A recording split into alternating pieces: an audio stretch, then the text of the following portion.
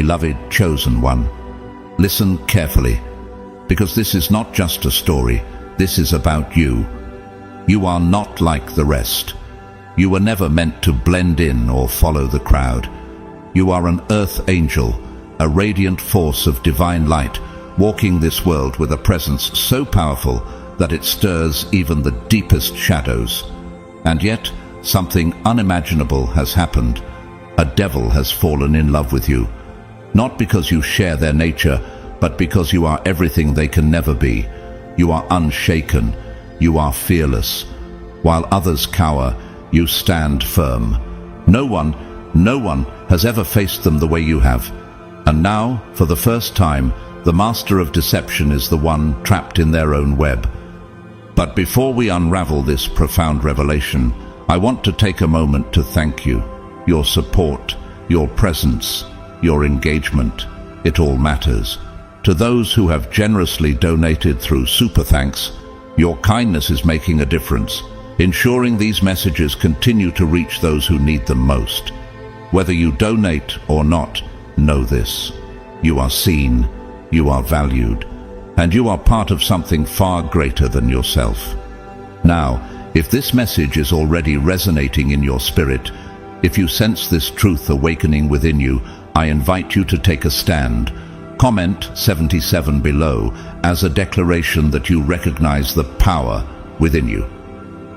77 is the number of divine insight, a sign that you are no longer blind to what is happening around you. It is a symbol that you see what others cannot. Are you ready? Because what you are about to discover will change everything. God's chosen ones, a devil has fallen in love with you. Nobody has handled them like you have.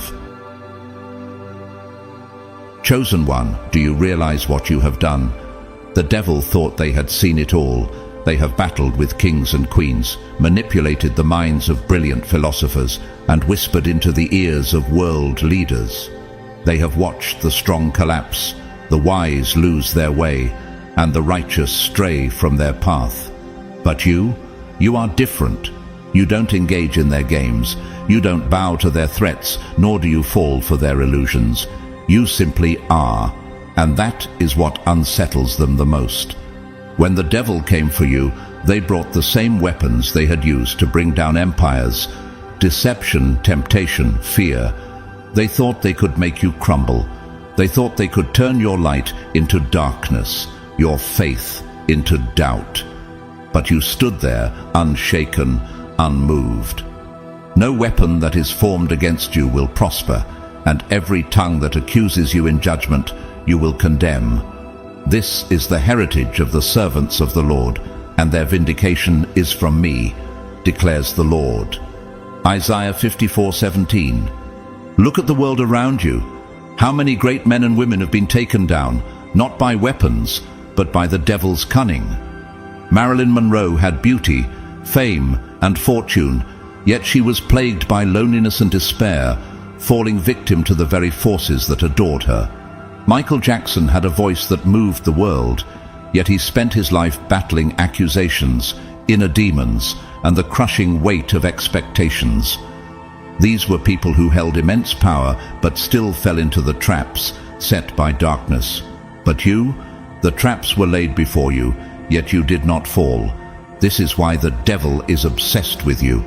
They have never met someone like you before. They have manipulated minds sharper than yours, seduced hearts greater than yours, and shattered spirits purer than yours. But with you, nothing works. You see through their tricks. You refuse to be broken. And now, they are the ones who are powerless. Put on the full armor of God, so that you can take your stand against the devil's schemes. Ephesians 6:11. The devil planned to break you. Instead, they find themselves drawn to you, unable to walk away. What is this force that keeps pulling them back? It's not your strength alone. It's your light, your energy, your unwavering truth. This same force is what made Nelson Mandela endure 27 years in prison without hatred consuming him. He walked into his cell as a prisoner, but he walked out as a leader. The world tried to break him, but he remained unshakable, and in the end, it was his captors who had to bow before his truth. And now, the devil stands before you, not as a conqueror, but as someone ensnared. They thought they were the ultimate predator, but they have realized you are the one in control. They've tried to walk away, but they can't. Your energy is like a drug, an addiction they cannot escape. And now, chosen one, the real question is, what will you do? Will you show mercy? Will you stand firm? Or will you walk away knowing that the greatest power you have is not to destroy, but simply to be? Because one thing is certain, you're not like the others. And now, the devil knows it too.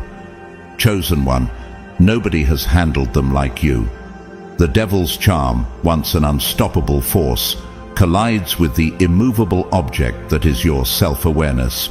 You do not flinch, you do not sway. Their carefully laid snares, which have ensnared the mighty and the weak alike, become feeble before your unyielding presence. And it is this refusal to play the game that unsettles them the most. How many have fallen into their web before you? How many kings, prophets, and leaders have been tempted by their whispers only to lose themselves in the illusion of power? The devil has spent ages perfecting their craft, turning darkness into something irresistible.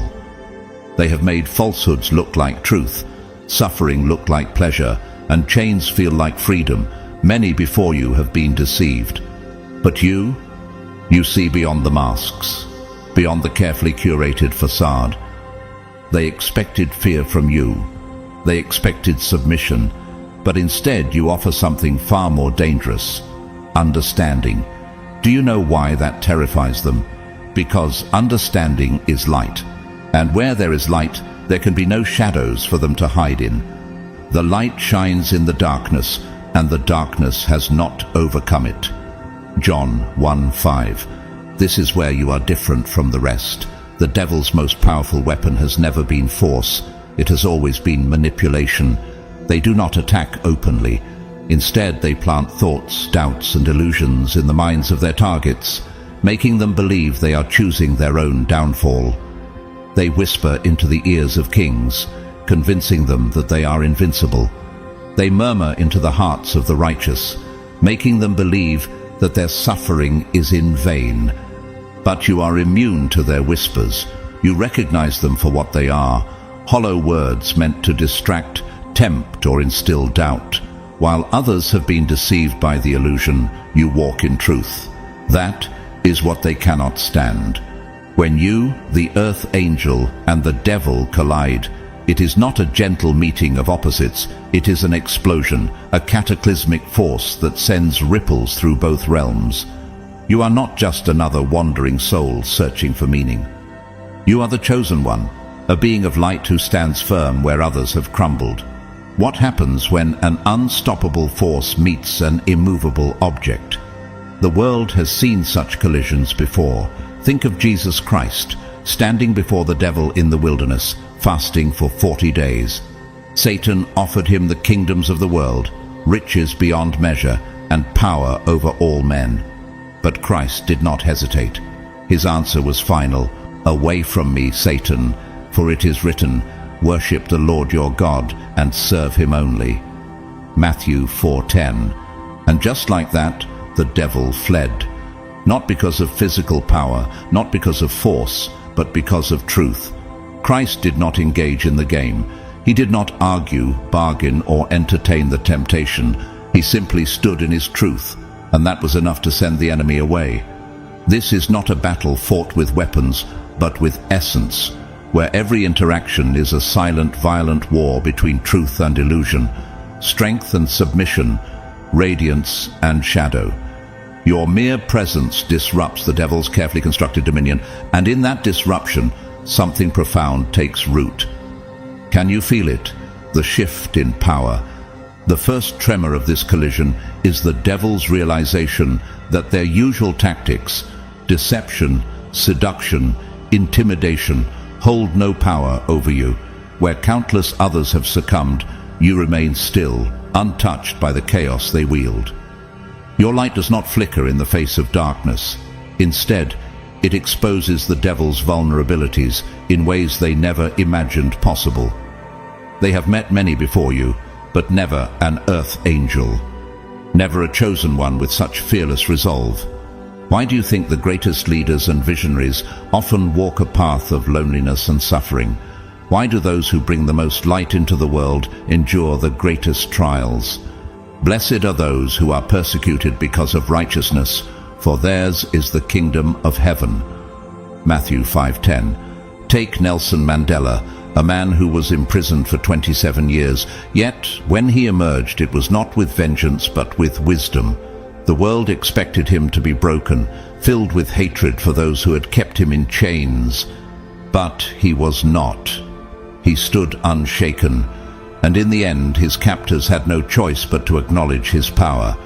He did not play their game. He did not bow to the system, and because of that, he rewrote history. You are not merely standing your ground. You are rewriting the rules of engagement. Where others have been lured into the devil's game, you refuse to play. You do not react as expected. You do not collapse under pressure. You do not lose yourself in the illusions, and that is what makes you unstoppable. Chosen one, the devil, accustomed to bending reality to their will, projects their expectations onto you. They believe that in time you will break like the rest. They assume that sooner or later you will falter, that your light will dim under their relentless pressure. After all, hasn't this always been the case? Haven't they watched even the strongest souls surrender to their whispers? Haven't they led kings to their downfall, prophets to their exile, and warriors to their ruin? But you do not break. You do not weaken. Instead, you respond with something far more dangerous: presence. What happens when a deceiver who thrives in distortion is met with absolute clarity? They are forced to see themselves for what they truly are. You see beyond their illusion, cutting through their games with unwavering truth. You do not react in anger, nor do you engage in their endless cycle of deception. Instead, you stand firm in the light, and that light exposes everything. You will know the truth, and the truth will set you free. John 8:32. But for them, truth is not freedom. It is torment. This is no longer a mere contest of dominance. It is a revelation. The devil, who has spent eternity twisting the world to fit their own image, now finds themselves exposed before you. They have always been the predator, never the prey. They have always been the manipulator, never the one being observed. But now your refusal to engage in their web of deceit forces them to confront something they have long avoided: their own reflection. Has anyone ever truly looked at them before? Has anyone ever seen beyond the illusion, beyond the masks, and into the core of what they truly are? They are used to being feared. They are used to being hated. But never before have they been understood, and it terrifies them. Think of Leonardo da Vinci, a man centuries ahead of his time, whose genius allowed him to see the world in ways no one else could. When others saw only the surface, he saw the mechanics beneath. When the world perceived chaos, he uncovered divine order. His ability to see through the illusion of his time made him both a visionary and an outsider. He was feared by those who could not comprehend his brilliance, yet revered by those who recognized his truth. This is what you are to them: a visionary, a truth-seer, a mirror that reflects what they would rather keep hidden. The battle between you shifts from power to perception, from control to understanding. Their ego, once towering and indomitable, begins to tremble in the face of your unshakable authenticity.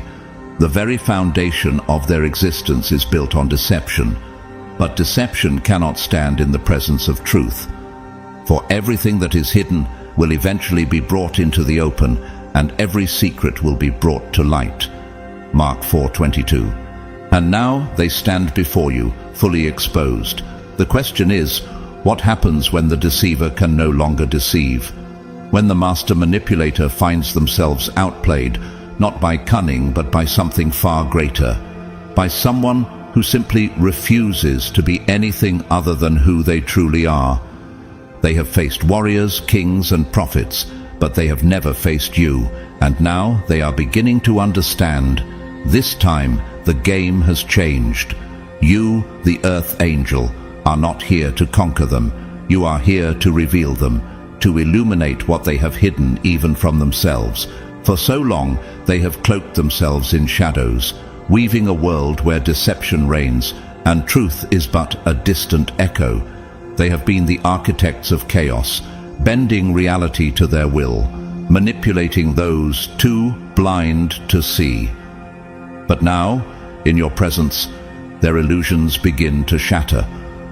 What happens when darkness meets light? Not in the way they have always dictated, not in the way they have always controlled, but in a way they never expected. You are not an enemy they can destroy, nor a pawn they can manipulate. You are something else entirely, an anomaly in their carefully structured world of dominance. Yet, make no mistake, this war is not without its wounds. The energy between you crackles with tension, an unrelenting push and pull that neither of you can escape. The devil's darkness seeks to engulf, but your light does not retreat. It reveals, and in that revelation, both of you are forever altered. The light shines in the darkness, and the darkness has not overcome it. John 1:5. You see, the devil has never truly been seen before, not in this way, not with such clarity, such understanding. They are accustomed to being feared, to watching others tremble beneath their weight. Their power has always come from control, the slow unraveling of souls, the whispered temptations that lead even the strongest astray. But you, Earth Angel, have rewritten the script. You do not flinch, you do not beg, you do not fall into the same traps that have ensnared so many before you. Instead, you stand unwavering, and that more than anything terrifies them. This was never supposed to happen. You were never meant to be another conquest. Yet here you stand, undaunted, unshaken, and impossibly beyond their grasp. Throughout history there have been those who, like you, refused to be conquered. Joan of Arc, a young girl with unbreakable faith, stood before her accusers without fear. When they sought to destroy her, she met their fire with unwavering conviction, proclaiming, "I am not afraid. I was born to do this." And though they took her life, they could not take her truth. Her light burned far beyond the flames that sought to consume her. What was once a challenge has become an obsession, and what began as an attempt to consume you has spiraled into something far more dangerous: vulnerability. For the devil, love was never part of the equation. Control, power, destruction, these were the only forces they understood. But now, in their endless pursuit to break you, something else has taken root. A crack has formed in the armor they believe to be impenetrable. What happens when the master manipulator can no longer manipulate? When the conqueror finds themselves unable to conquer? When they realize that the power they thought they had over you was never real to begin with? They thought they could consume you. Now, they are the ones who cannot escape. Chosen one, the devil does not fall in love like mortals do. They do so with a force that fractures the boundaries of their existence. And you, Earth Angel, have become the center of their undoing. For eternity, they have moved through this world untouchable, an unstoppable force of destruction, chaos, and control. They have whispered into the minds of kings, swayed the hearts of rulers, and turned even the most devout into their own instruments of ruin. They have seen the rise and fall of empires, the corruption of saints, the despair of prophets. They have always been the predator, and humanity, no matter how strong, has always been the prey. But then, there was you. At first, you were nothing more than another target, another soul to manipulate, another force to extinguish. They thought you would be no different from the rest, that you would crumble beneath their weight. that your light would flicker and fade like so many before you. They had perfected this game, and it always ended the same way. But something happened that they never expected. You did not break. You did not tremble in fear. You did not lash out in anger. You did not lose yourself in the illusions they so carefully crafted.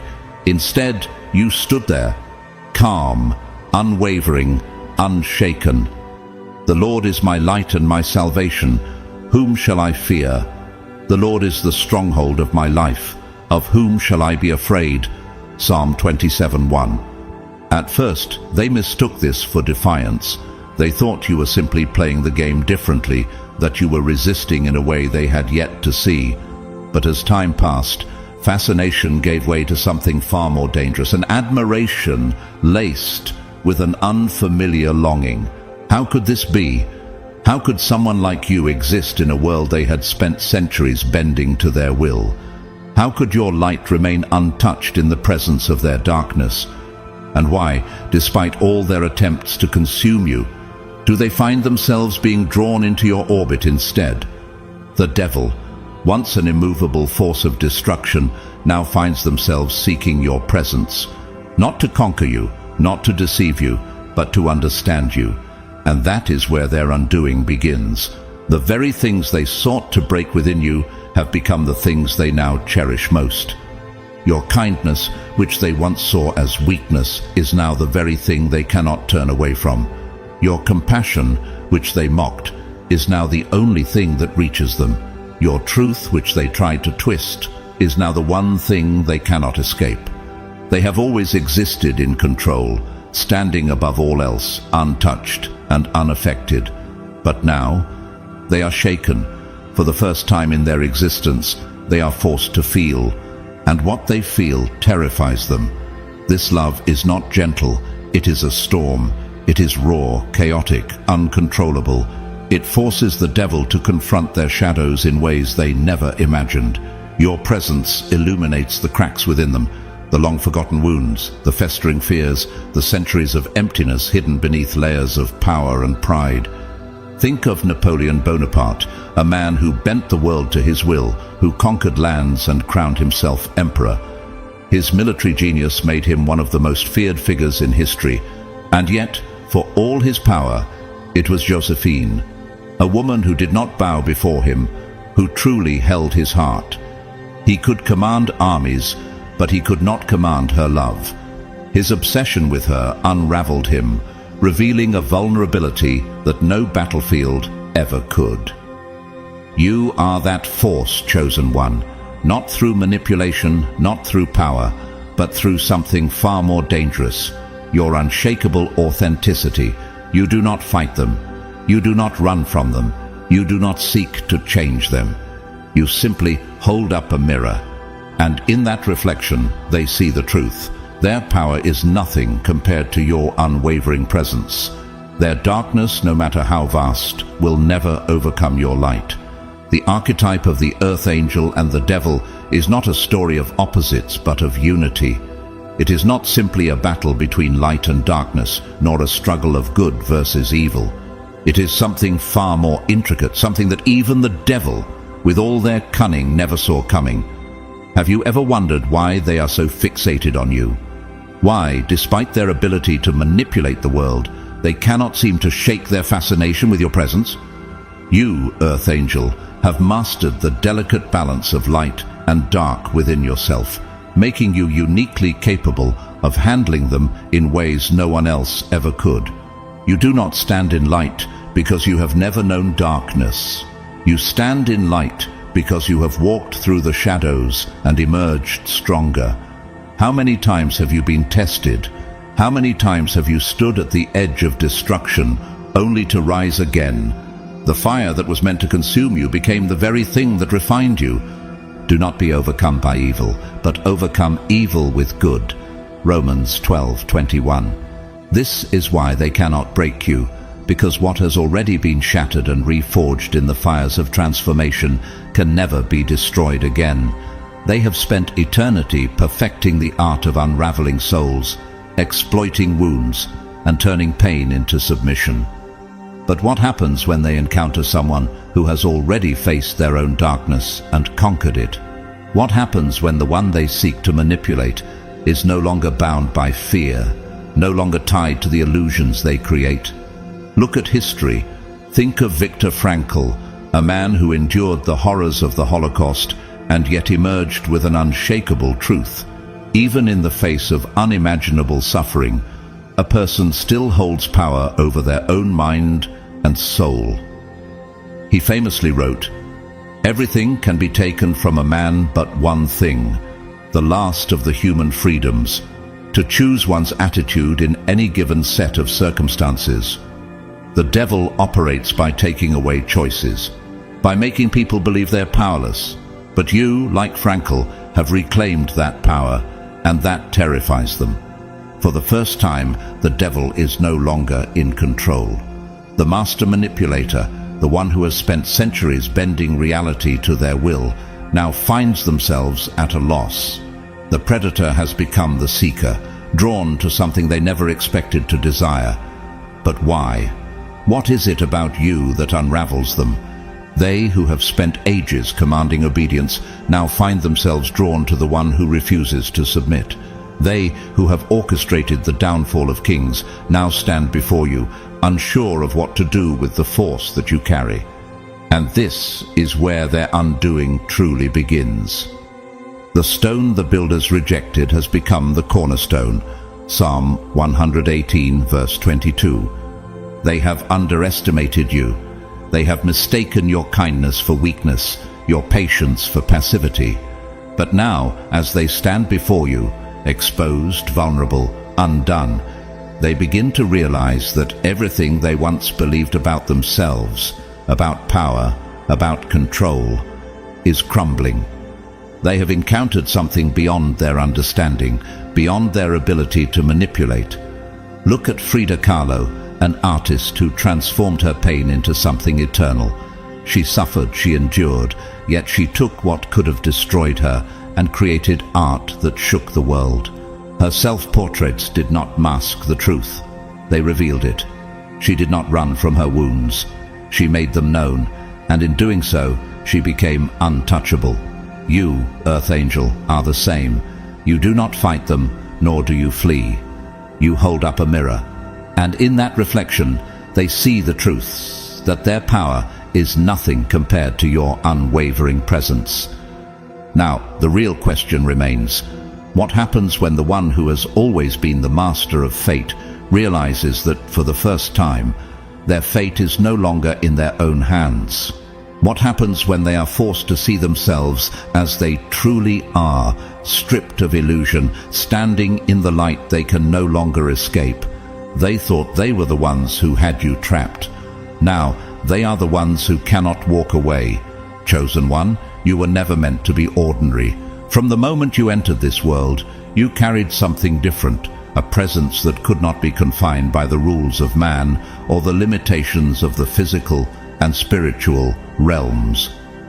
As the chosen one, your existence defies the boundaries of both heaven and earth, walking the razor's edge between light and dark with a mastery that few could ever comprehend. Have you ever wondered why you feel so different? Why the path you walk is one that few understand? It is because you were never meant to fit into this world. You were meant to transcend it. Where others see duality, you see unity. Where people cling to the idea of good versus evil, light versus dark, you understand something far deeper.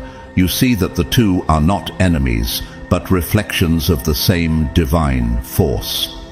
That is why you cannot be deceived, why you cannot be manipulated, why the usual rules do not apply to you. The battle was never external, it was always within. And unlike so many before you, you have already fought that battle and emerged victorious. The one who is in you is greater than the one who is in the world. 1 John 4:4. Where others crumble under the weight of shadows, you stand firm, having already traversed the depths of your own darkness. You have faced loss, betrayal, and suffering.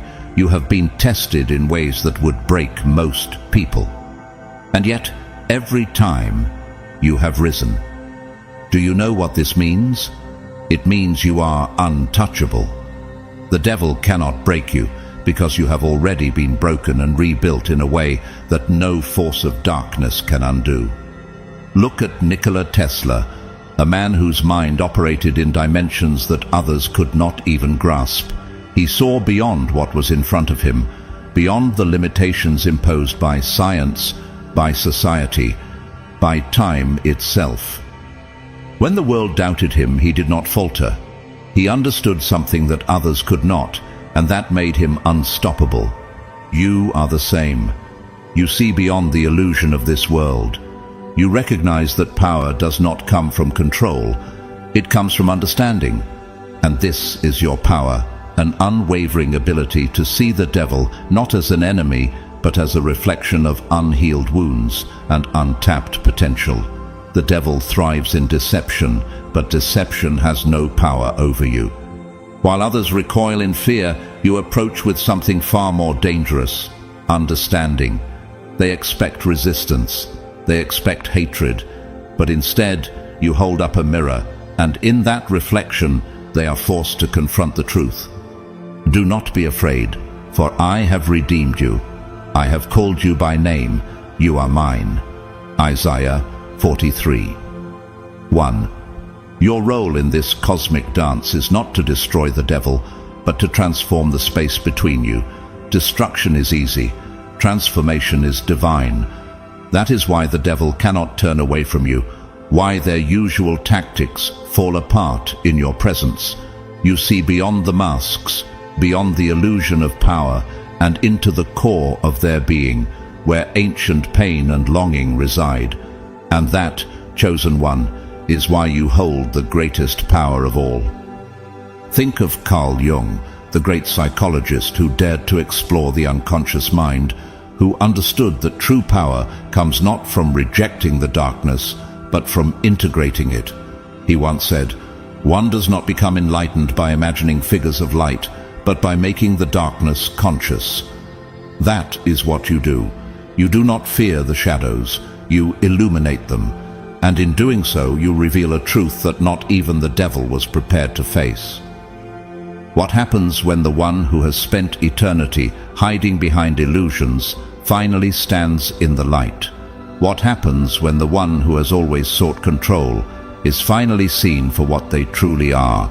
They have played this game for centuries, but now, for the first time, they are the ones who do not know the next move. Chosen one, your presence, stripped of judgment, forces the devil to face truths they have long buried beneath layers of manipulation and control. They have spent lifetimes perfecting their deception, crafting illusions so convincing that even they have begun to believe them. But you, Earth Angel, have shattered the illusion without ever lifting a sword. Do you realize how powerful that makes you? This is what sets you apart. Your mastery is not found in resistance, but in acceptance. You do not deny darkness, nor do you fear it. Instead, you have met it, walked alongside it, and emerged stronger. How many times have you been tested? How many storms have you endured? You have walked through the devil's world and remained untouched, not because darkness never tried to consume you, but because you have made peace with it. Even though I walk through the darkest valley, I will fear no evil, for you are with me. Your rod and your staff, they comfort me. Psalm 23:4. This is why they cannot control you. Your refusal to play their games is not an act of defiance. It is a testament to your evolution.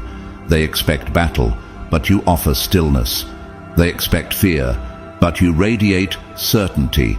You do not fight fire with fire.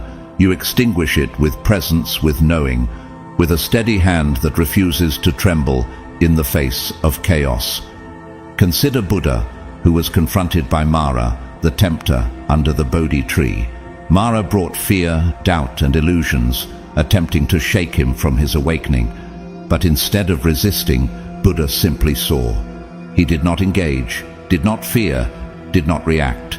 And in that moment of absolute presence, Mara's power dissolved. The devil is not undone by war, but by truth. And you, like Buddha, hold the key to that truth. But transformation is not one-sided. As the devil is drawn deeper into your light, you too are shaped by this connection. The alchemy between you refines your gifts, sharpening your awareness, stretching your capacity for unconditional love. Do you feel it? The way each encounter tests you, challenges you, pushes you further into your own divinity. This is the crucible through which you reaffirm your strength. The devil's presence is not a curse. It is a mirror, reflecting your mastery of self. Be transformed by the renewing of your mind. Then you will be able to test and approve what God's will is, His good, pleasing, and perfect will. Romans 12:2. Healing is inevitable in your presence, Earth Angel, not because you force it, but because it is your nature. The devil, once an immovable force of destruction, now finds themselves questioning, reflecting, unraveling in ways they never thought possible. And yet, you do not impose healing upon them. You do not demand change. You simply exist in your truth, offering them the space to choose their own path. Think of Princess Diana, a woman whose presence alone could soften the hardest of hearts. She walked into spaces where others saw only pain and injustice, and without judgment, without force, she brought change simply by being. When she touched the untouchables, when she spoke to those the world had abandoned, she did not demand transformation. She simply showed the way. And because of that, people chose to change. Your role was never to save them, but to show them the way, a way they could never have seen without you. And now the question remains, what will they choose? For the first time, the devil stands at a crossroads of their own making. The path of destruction is all they have ever known, yet before them stands something they never believed existed, a way out. And all of it is because of you. Chosen one, power was the devil's greatest weapon until they met you. For centuries they ruled from the shadows, weaving deception and fear into an art form. They whispered into the minds of kings, turning rulers into tyrants. They slithered into the hearts of the faithful, planting seeds of doubt. They mastered the art of control, bending the will of humanity with an ease that made them feel untouchable. And yet now, faced with you, an earth angel, the true chosen one, they find themselves at an impasse. Have you ever wondered why? Why, when they have broken so many before you, do they falter in your presence? The tactics that once bent worlds to their will now crumble against your quiet strength. They cannot tempt you with illusions because you see through them. They cannot shake you with fear because you have already faced your own darkness and emerged stronger. Their greatest power, the ability to manipulate, to twist, to deceive, holds no weight against someone who does not seek power at all. And so, they do what they have never done before. They retreat. This withdrawal is not an act of surrender, but a reckoning. For the first time, the devil is left alone with the stark reality of their own limitations. Stripped of illusion, forced to confront the one thing they have always avoided: themselves. What happens to a master manipulator when there is no one left to manipulate? Who are they, if not the force that bends others to their will? For what will it profit a man if he gains the whole world and forfeits his soul? Matthew 16:26.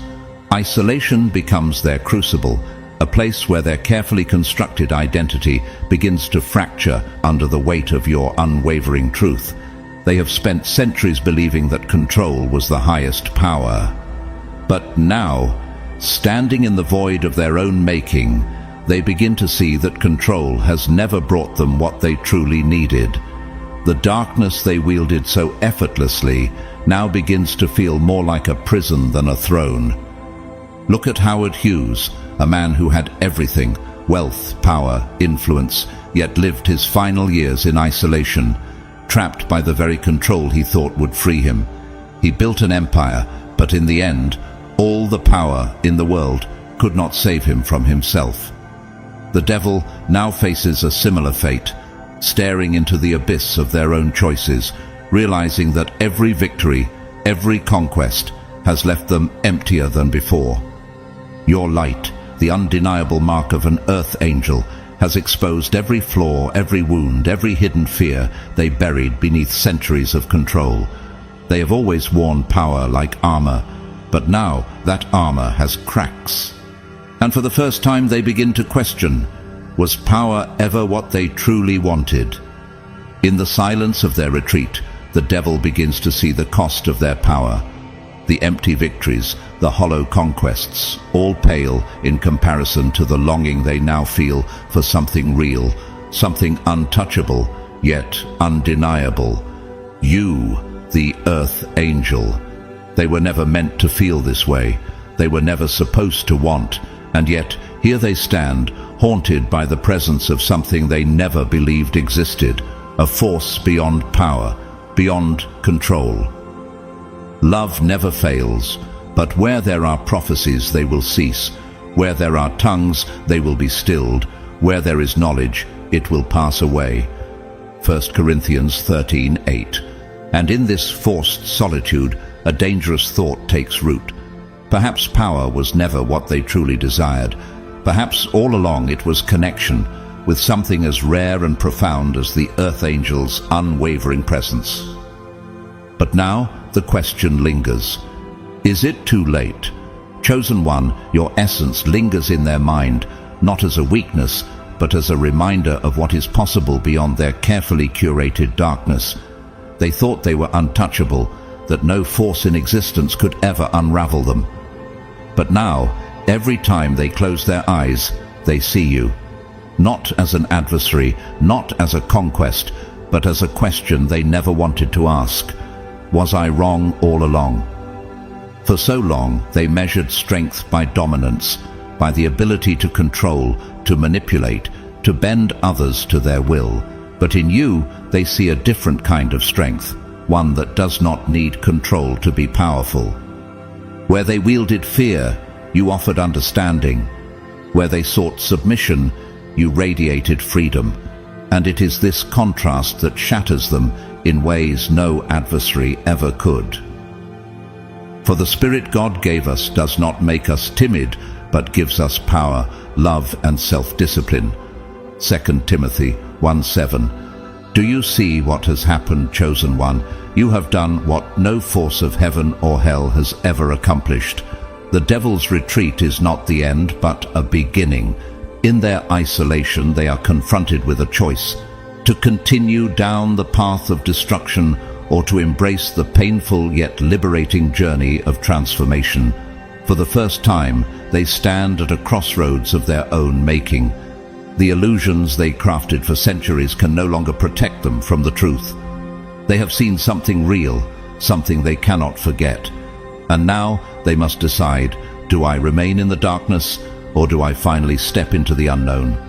Think of Malcolm X, a man who, for much of his life, wielded power through radical force, believing the only way to break oppression was through aggression. But after a journey to Mecca, his entire worldview shifted. He saw unity where he once saw division, saw the power of understanding where he once only saw conflict. That revelation cost him everything, but it also freed him. The devil, now standing in their own revelation, faces the same choice. But no matter the path they choose, one thing is certain: they will never be the same. Your light, the signature of an earth angel, has altered their trajectory, and even in their solitude, they cannot escape the truth of what you have awakened within them. For centuries they thought they were the ones shaping destiny, but now you have become the force that reshapes them. The light shines in the darkness, and the darkness has not overcome it. John 1:5. You have not destroyed the devil, you have forced them to see themselves, and in that you have wielded the greatest power of all, the power of an earth angel. The world has always misunderstood power. It sees power as something loud, something forceful, something that demands submission. But you, chosen one, know the truth. Power is not about control. It is about presence. It is about standing firm in who you are, no matter what forces try to shake you. Your presence in the devil's world is not accidental. It is divinely orchestrated. Every challenge, every trial, every test you have faced has led to this moment. As an earth angel, you possess spiritual gifts that transcend the physical, piercing through the veils of deception with an intensity that cannot be ignored. These gifts are not mere talents. They are weapons of light, forged through lifetimes of struggle, resilience, and unwavering faith. Do you feel it now? The way your presence has shifted everything. The way your very existence has activated something within you that you never fully understood until now. You are the light of the world. A town built on a hill cannot be hidden. Matthew 5:14. And now, standing face to face with the devil, these gifts have been activated in ways you never imagined. Your heightened intuition allows you to see through the devil's illusions effortlessly, peeling back layers of manipulation to reveal the raw, unfiltered truth beneath. Where others are drawn into their web, you navigate with clarity, sensing the undercurrents of deception before they even take shape. Look at Mahatma Gandhi, a man who faced an empire not with weapons, but with unwavering presence. His strength did not come from physical force, but from an inner knowing, a truth so powerful that even the greatest oppressors could not silence it. This is what you embody. This is why the devil has no power over you. This insight is your power, a gift that makes you untouchable in a realm built on lies. And now, what will you do with it? The devil may have mastered the art of distortion, but you were born with the ability to discern, to unveil, to bring hidden truths to light. They have spent centuries perfecting deception, making darkness appear as light, bending reality to their will.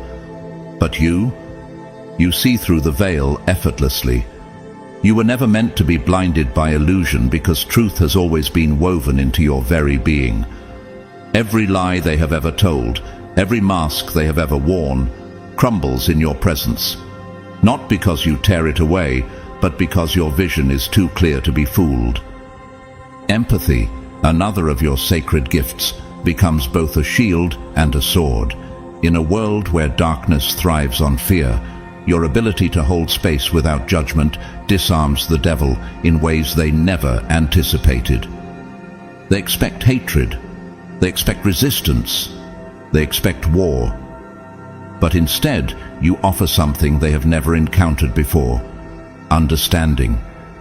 You do not recoil from their pain. You absorb it, transmute it, and reflect it back with a clarity that leaves them exposed. Have you ever wondered why they are so drawn to you? Why they keep returning, unable to escape your presence? It is not because you are weak, but because your compassion reveals their own inability to love themselves. For if you forgive others their trespasses, your heavenly Father will also forgive you. Matthew 6:14. This is the power they never expected, the power of unconditional presence. They have always known how to manipulate, how to control, how to instill fear. But what do they do with someone who does not fight, does not run, does not succumb? What do they do with someone who simply sees them, not as a monster, but as a soul lost in its own suffering? And then there is your ability to transmute energy. The devil, accustomed to spreading chaos, is confronted with your unwavering capacity to transform even the darkest frequencies into something pure, something whole. They throw shadows at you, expecting to see you falter. They weave their web, expecting you to become entangled. But instead, you alchemize. You turn fear into wisdom, pain into purpose, and destruction into creation. Look at Rumi, a poet and mystic who took suffering and turned it into divine beauty. His words, born from pain and loss, became a bridge between the seen and unseen, between longing and love. He once wrote, "The wound is the place where the light enters you. You, Earth Angel, are the living embodiment of this truth. You have taken every wound, every trial, every hardship, and transformed it into light. And that is what fascinates the devil most, because no one else has ever been able to meet their darkness with such effortless grace. Your spiritual gifts are not just tools, they are the very reason the devil has fallen for you. You represent something they cannot control, something beyond their reach, yet impossibly close. In their eyes, you are both a threat and a salvation, a force they cannot dominate but long to understand. And it is this paradox that fuels their obsession, driving them deeper into their own transformation. You are the light of the world. A town built on a hill cannot be hidden." Matthew 5:14. You were never here to be conquered.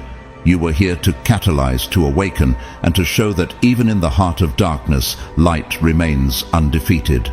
This encounter between you, the Earth Angel, and the devil is no coincidence. It is a karmic collision written into the fabric of existence long before you took your first breath. Think of Joan of Arc, a warrior who did not seek war but was called to it. She stood before powerful men who doubted her, who feared her, who sought to control her, and yet she remained unmoved. When they tried to shake her, she famously declared, "I am not afraid. I was born to do this." Like Joan, you were not placed here by accident. You, as the chosen one, have been placed at this exact moment in this exact battle, not by chance, but by design. Forces beyond comprehension have conspired to bring you face to face with the very embodiment of darkness, not as a victim, but as a force of transformation. Do you feel it? The weight of every lifetime, every experience, every lesson that has prepared you for this moment. This is not just about love or power. It is about evolution, a cosmic balancing act that has been set in motion across lifetimes. The karmic threads that weave your connection with the devil are layered with past life encounters, unfinished cycles, and ancient wounds that still linger in the soul's memory. You, the Earth Angel, are no stranger to this dynamic. Time and time again, you have encountered darkness in its many forms, and yet you continue to stand unwavering. Unlike those before you who fell prey to illusion and temptation, you recognize the lesson embedded in this meeting. The light shines in the darkness, and the darkness has not overcome it. John 1:5. This connection is not just a challenge, it is an opportunity to break free from patterns that have held you in a cycle of conflict and submission, but your journey extends beyond yourself.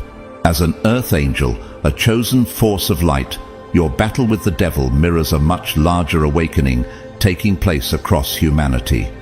In facing their darkness without fear, you set off a chain reaction that ripples through the collective consciousness, inspiring others to rise, to reclaim their power, and to confront the shadows that lurk within.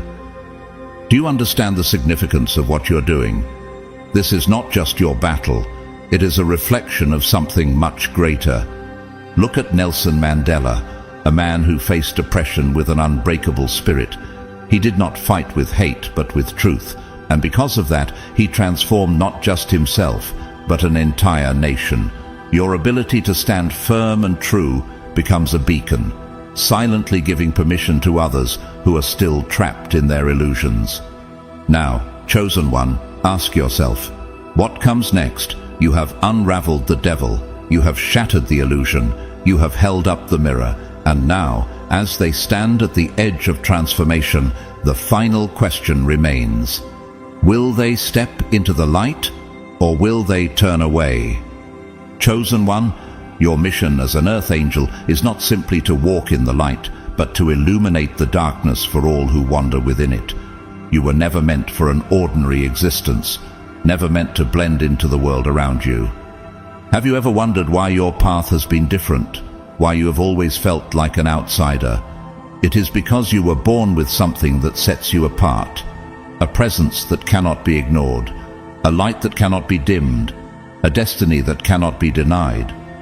You have walked roads that others feared to tread, endured trials that would have broken the average soul, and stood in the presence of darkness without losing yourself to it. This is not by accident. Every hardship, every moment of solitude, every battle you have fought, both seen and unseen, has shaped you into the force you are today. This dynamic between you and the devil is a testament that even the most entrenched shadows can be met with understanding, that healing and transformation are not just distant dreams, but inevitable truths when the right force stands unshaken. Where others would recoil in fear, you step forward. Where others would judge, you offer clarity. You have not just faced darkness, you have understood it, and that is what makes you unlike anyone they have ever encountered. The light shines in the darkness, and the darkness has not overcome it. John 1:5. The ripple effect of your presence extends far beyond what you can see. Every interaction, every moment of clarity you have gifted to the devil has sent waves through realms both seen and unseen. You are breaking ancestral chains, healing karmic wounds, igniting a collective shift toward balance and unity. This moment, this encounter, was never just about you and the devil. It is about something far greater. Look at Martin Luther King Jr., a man who stood in the face of oppression, not with violence, but with the unshakable force of truth. He knew that his fight was not just about one person, one law, one generation. It was about breaking cycles of injustice that had existed for centuries. And so it is with you. Your presence is not just shifting the devil's trajectory, it is sending shockwaves through the spiritual fabric of existence itself. But with this immense power comes an even greater responsibility. You are not here to save the devil, nor to lose yourself in their darkness. That is not your purpose, and that is not your burden to carry. Have you ever felt the weight of wanting to heal others, even at the cost of yourself? That is because your soul has always carried deep compassion. But you must understand, your light is not meant to be drained, it is meant to be amplified. The devil may orbit your presence, but they can only take from you what you are willing to give. Do not be conformed to this world, but be transformed by the renewing of your mind. Romans 12:2. This connection, no matter how profound, is not about losing yourself to the devil's world, but about proving that your light can thrive in it without being consumed. You were never meant to be a sacrifice. You were meant to be a force. Look at Frida Kahlo, a woman who carried the weight of her pain not as a burden, but as a canvas upon which she painted her truth. She did not let suffering define her. She transformed it into something eternal. You're the same. You do not exist to be overtaken by the darkness around you. You're here to transmute it into something greater. Doomed you are not. You are not just one soul navigating this path. You are a force, a chosen one, a catalyst for change. The way you have shaken the devil is the way you have always shaken the world, by standing in truth, by standing in light, by refusing to be anything less than what you were divinely created to be. And now, the final question remains, what will you do with this power? Because the battle is no longer about them, it has always been about you. Beloved chosen one, the story of the earth angel and the devil is not one of conquest or defeat. It is not about winners and losers, nor about destroying darkness to make room for light. It is a tale of integration, of wholeness, of seeing beyond the illusions that separate what we call good and evil. You have stood in the presence of the devil and emerged not as a victim, not as a warrior seeking vengeance, but as a force of unwavering authenticity. This journey was never about overpowering them, it was about mastering yourself. It was about recognizing that true strength does not come from resistance or force, but from embracing every aspect of who you are. The divine and the shadow, the healer and the warrior, the one who understands that even darkness, when met with truth, begins to unravel. Have you realized yet how powerful you truly are? Your ability to remain grounded, to resist the seductive pull of control and fear, is what makes you powerful beyond measure. You have shown that darkness, when met with presence and understanding, loses its grip. The devil's fascination with you is not because you are weak, but because you are whole. And in that wholeness, you have forced them to see the possibility of their own transformation, whether they choose to embrace it or not. This is no longer just your journey. It is a testament to the power of authenticity in a world ruled by illusion. You have proven that love is not about submission or domination, but about standing firm in your truth, offering light without losing yourself in the process. Do you see it now? This battle between light and dark was never about destruction. It was about balance, about integration, about seeing the beauty in the contrasts that shape us. And so, the question remains, what will you do with this power?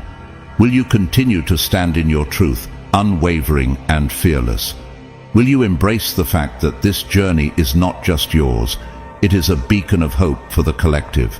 Because in handling the devil like no one else ever has, you have proven that even the deepest darkness can be met with grace. And that is a lesson the world desperately needs. If this message has resonated with you, if it has spoken to something deep within your soul, I want to take a moment to thank you for being here, for listening, for walking this path with such courage. You, chosen one, are a gift to this world, and your journey matters more than you know. If you feel called to support this work, you can do so through Super Thanks. Your generosity helps keep these messages flowing, allowing this light to reach even more souls who need it.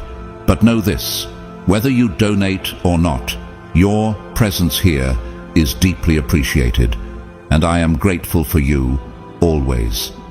May you walk forward with strength, may your path be illuminated with divine wisdom, and may you continue to shine in a world that needs your light. You are blessed, you are seen, you are loved.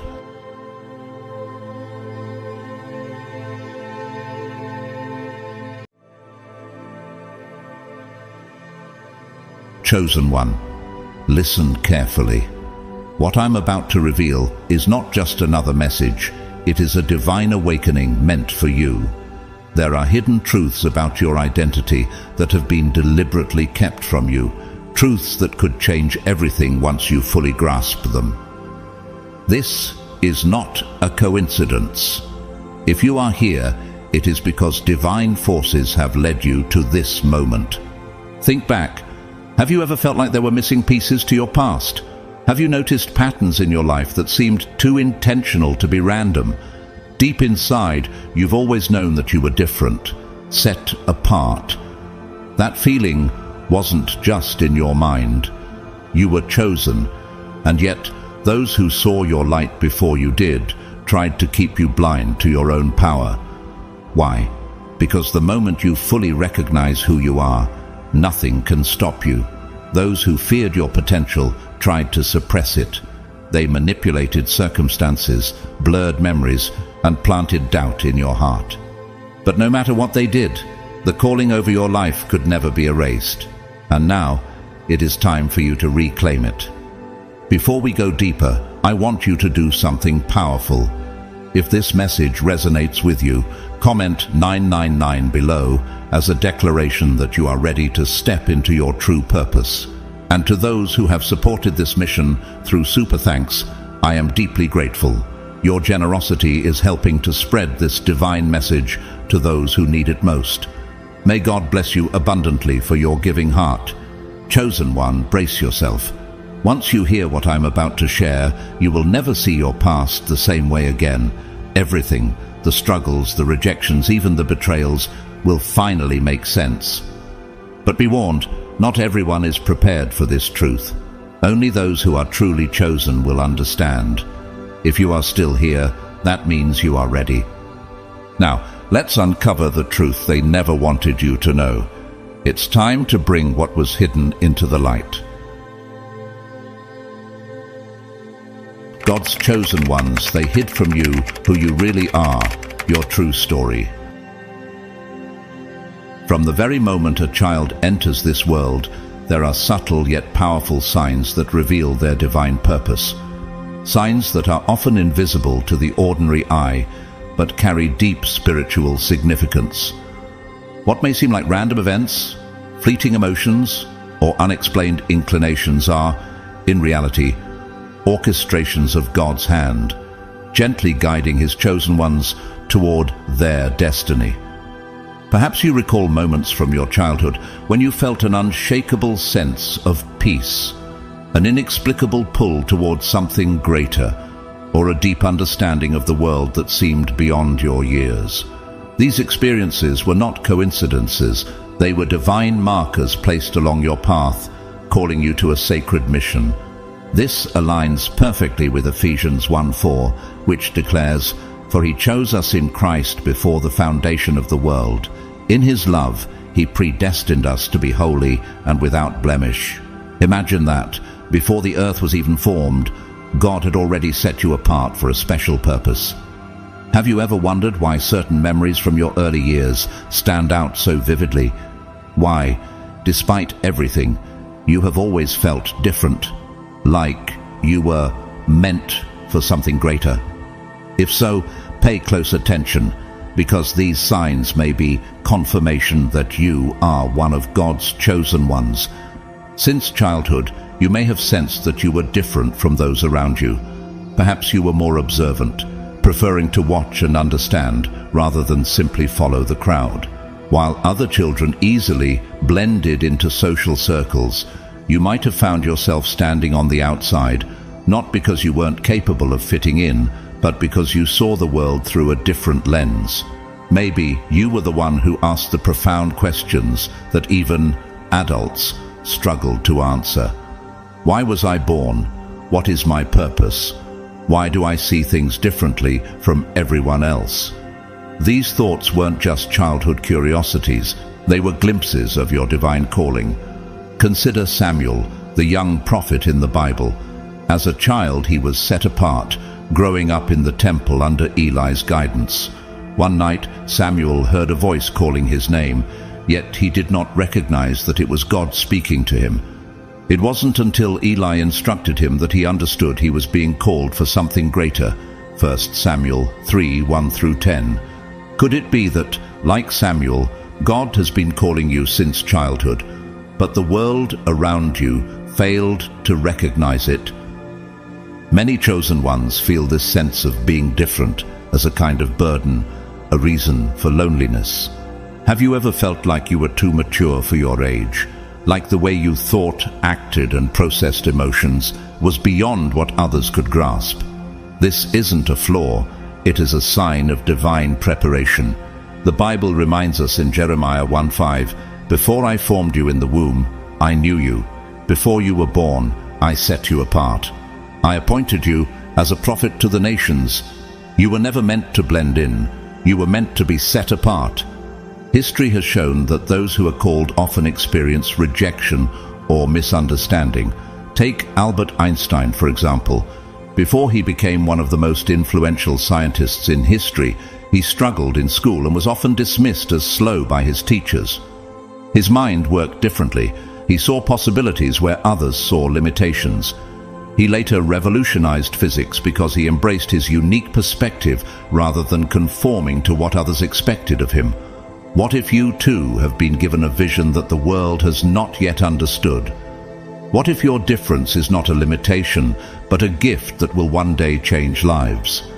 Chosen ones are often driven by an inner urge to help others, to bring light where there is darkness.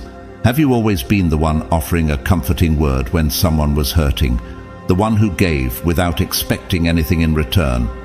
Maybe you were the friend who people turned to in times of struggle, even though you rarely received the same level of care in return.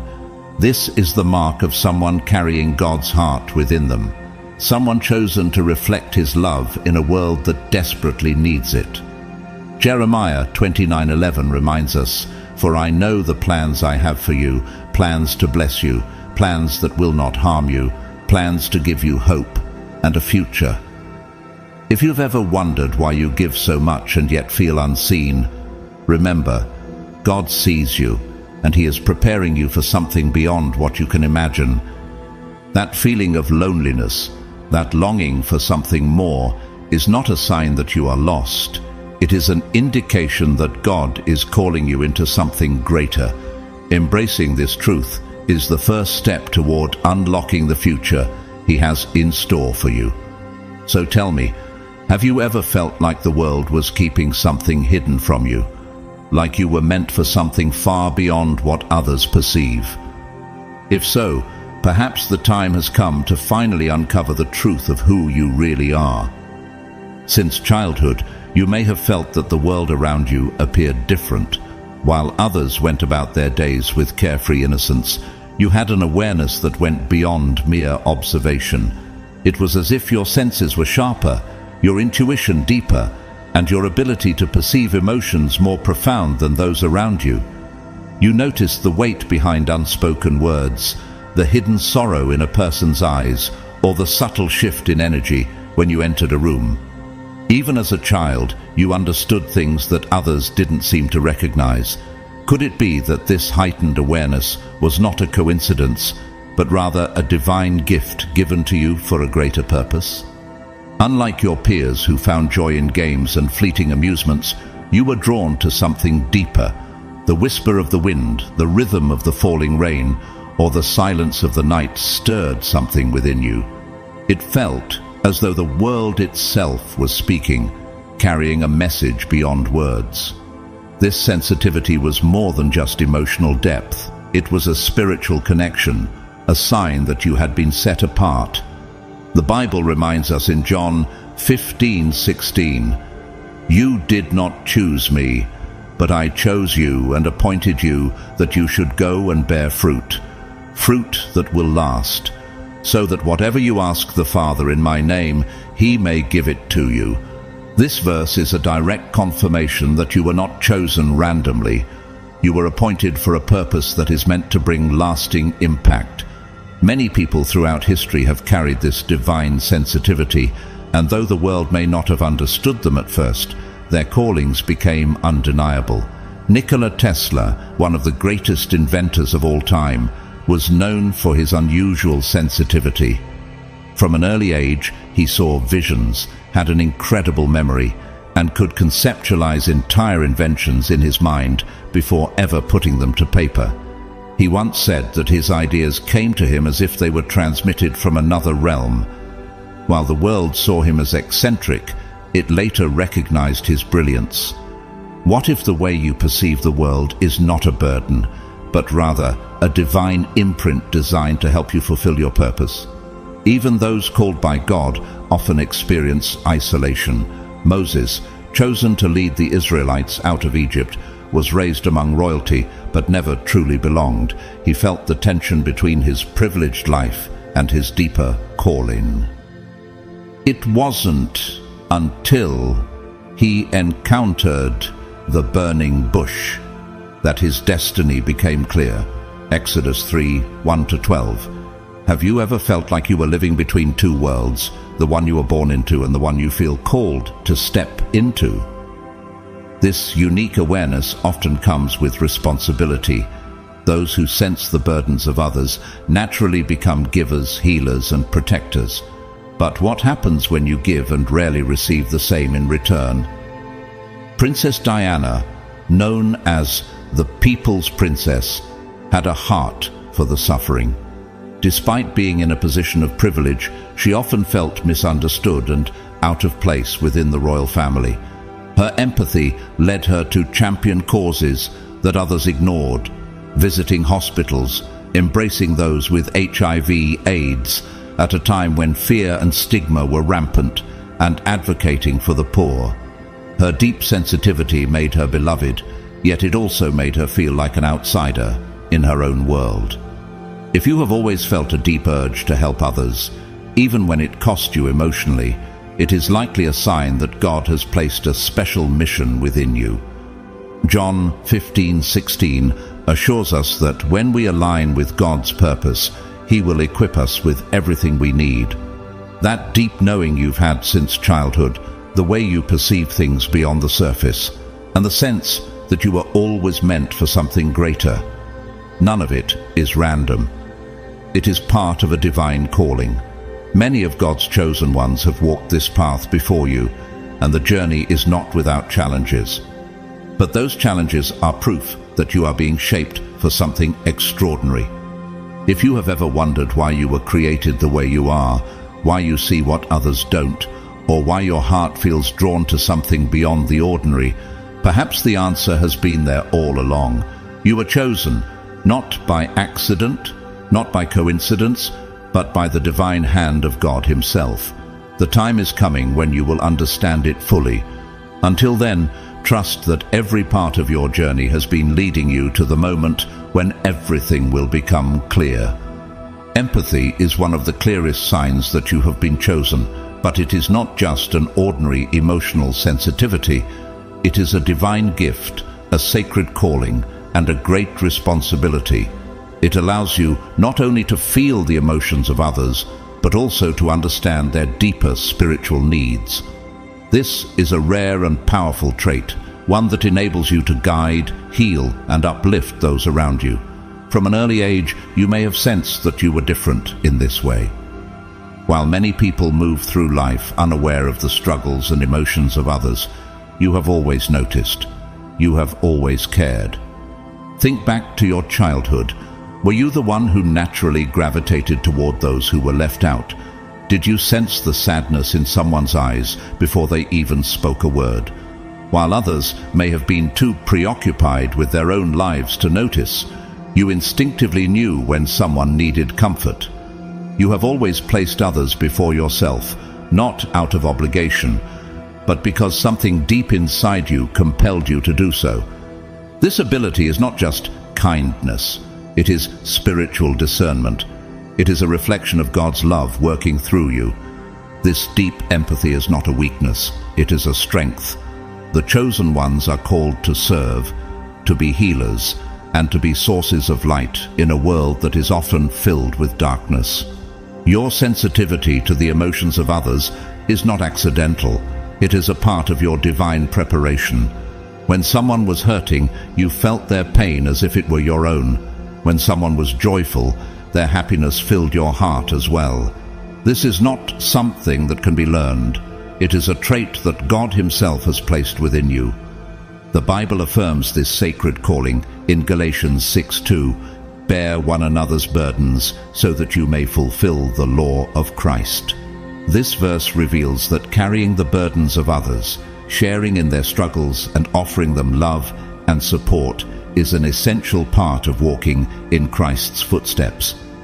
If you have always felt the weight of other people's emotions, it is because you were chosen to bear this responsibility, not as a burden, but as a mission to bring healing and hope to those who need it most. Many great individuals who changed the world were deeply empathetic. Mahatma Gandhi, the leader of India's non-violent resistance movement, once said, "The best way to find yourself is to lose yourself in the service of others." His empathy for those suffering under oppression led him to dedicate his life to justice.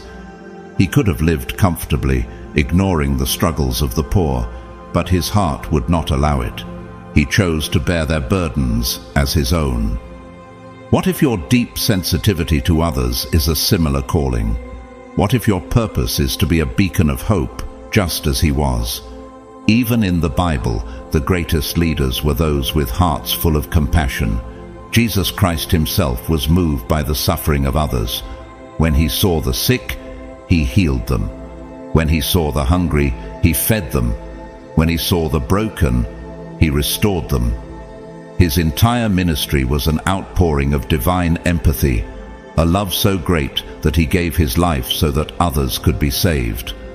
Matthew 9:36 tells us, "When He saw the crowds, He had compassion on them, because they were harassed and helpless, like sheep without a shepherd." If Jesus, the Son of God, led with compassion, then your deep empathy is a reflection of His Spirit working within you. At times, this gift can feel overwhelming.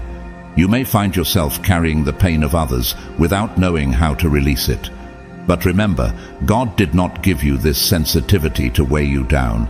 He gave it to you so that you could be a vessel of His love. When you see someone hurting, your presence alone can be a source of healing. When you offer a kind word, it has the power to lift a soul that feels lost. Never underestimate the impact of your compassion. God's plan is unfolding, and you are an essential part of it. Your ability to sense, to feel, and to love deeply is not by accident. It is a divine appointment. The world needs more people like you, people who see beyond the surface, who care without being asked, who love without condition. If you have ever wondered why your heart carries the emotions of others, the answer is clear. You were chosen. You were set apart to reflect God's love in a way that few can. How will you use this gift? How will you allow your empathy to fulfill the purpose God has designed for you?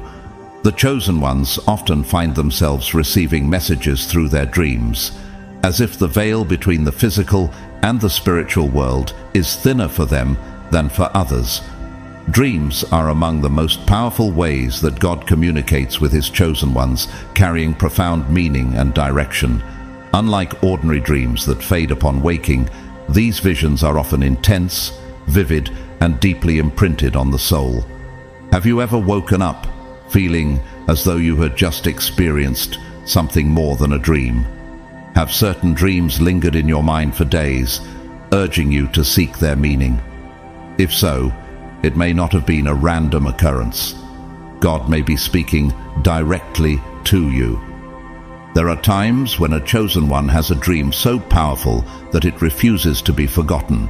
You may have experienced this, dreams so striking that they follow you long after you wake up. You try to remember every detail, piecing together what was shown to you, sensing that there is a hidden truth waiting to be uncovered. Or perhaps you have had dreams that seem to foretell the future, revealing events before they happened. These experiences, while mysterious in childhood, are actually evidence that you share a special connection with God. Throughout history, those who have been set apart for a divine purpose have received prophetic dreams, visions that act as seeds planted within their souls. These dreams are part of a divine preparation process, a way for God to equip His chosen ones before revealing His greater plan for their lives. Sometimes these dreams serve as warnings about future events. Other times they bring comfort and assurance, reminding you that you are never walking alone. Could it be that God has been speaking to you all along, guiding you through the visions you see at night? The Bible provides many examples of God using dreams to reveal His plans. Matthew 1:20-21 tells us, "But while he was thinking about these things, an angel of the Lord appeared to him in a dream and said to him, 'Joseph, son of David, do not be afraid to take Mary to be your wife, for what is in her is of the Holy Spirit. She will give birth to a son, and you will name him Jesus, for he will save his people from their sins.'" Joseph was faced with a great dilemma. Should he stay with Mary despite her miraculous but shocking pregnancy, or should he walk away? God chose to answer him through a dream, revealing the divine truth that Mary was carrying the Son of God. This dream provided Joseph with clarity, courage, and direction, allowing him to step into the sacred role he was meant to fulfill. This biblical example demonstrates that dreams are not just figments of imagination. They are a tool that God uses to guide, warn, and reassure those He has chosen. If you have had dreams that seem too real to be mere illusions, ones that carried a message you could not ignore, it is time to pay attention. God may be revealing something important to you. Many influential people in history have also spoken about the power of dreams in shaping their destiny. Harriet Tubman, the American abolitionist who led hundreds of enslaved people to freedom, claimed to receive visions and dreams that guided her path. She often said that her dreams revealed safe routes and warned her of dangers along the way. Despite being born into slavery, her faith in these divine messages gave her the courage to trust God's guidance.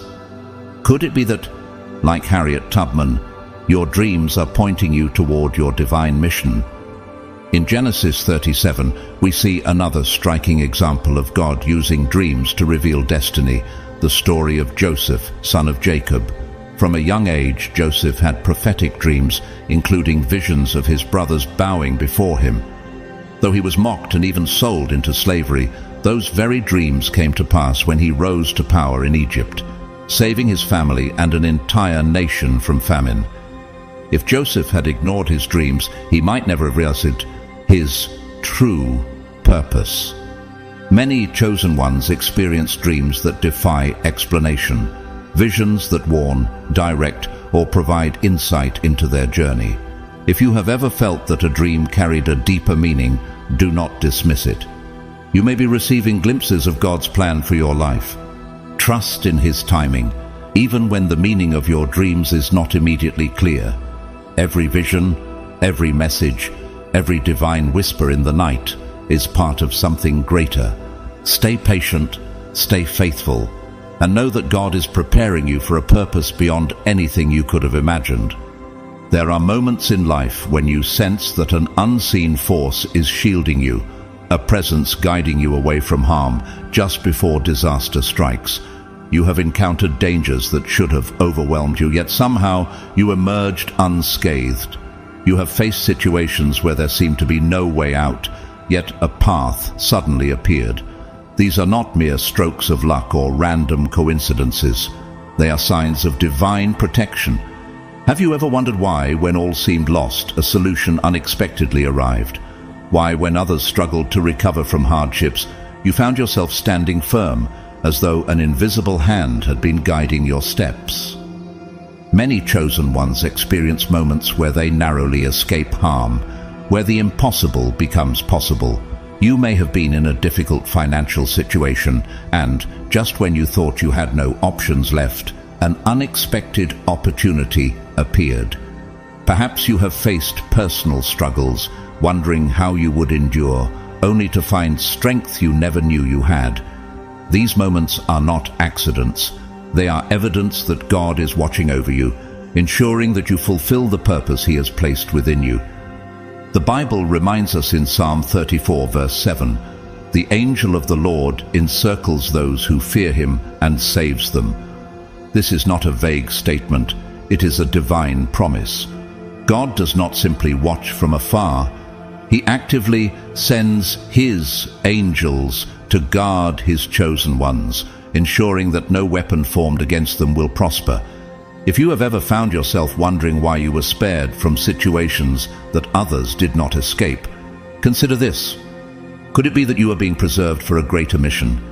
History is full of individuals who experienced inexplicable protection and went on to fulfill extraordinary purposes.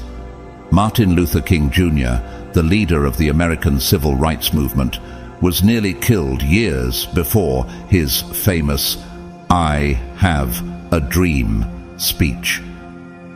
In 1958, a woman stabbed him in the chest with a letter opener. The doctors later told him that if he had even sneezed, the blade would have punctured his aorta, killing him instantly. King himself later reflected on how miraculous it was that he survived. He went on to lead a movement that changed the course of history. Could it be that, just like him, your life has been preserved because your mission is not yet complete? The Bible gives us countless examples of divine protection. Daniel in the lion's den, Daniel 6:16-22, was thrown into a pit of hungry lions, yet God sent His angels to shut the lions' mouths. Shadrach, Meshach, and Abednego were thrown into a fiery furnace, but they walked out untouched because God was with them. Daniel 3:24-27. The Apostle Paul survived shipwrecks, beatings, and countless dangers. Yet he continued his mission because God had appointed him to spread the gospel. Acts 27:22-25. If God could protect them, why wouldn't He do the same for you? Many chosen ones experience divine interventions without even realizing it. Have you ever had a moment where you felt an unexplainable urge to take a different route, only to later discover that an accident had occurred on your original path? Have you ever been delayed in a way that frustrated you, only to later realize it saved you from danger? These moments are not random. They are God's way of protecting you, positioning you exactly where you need to be. Understanding this truth can transform the way you see your life. Instead of questioning why certain events unfold the way they do, trust that God is orchestrating everything for your good. The enemy may try to place obstacles in your way, but God's protection ensures that no attack will succeed unless He allows it for a greater purpose. You are here for a reason. Your survival is not accidental. Your journey is being divinely guided. Accept this truth and walk forward with the confidence that, no matter what comes your way, you are never alone. Your life is not a series of random events. It is a carefully woven narrative designed by God with intention and purpose.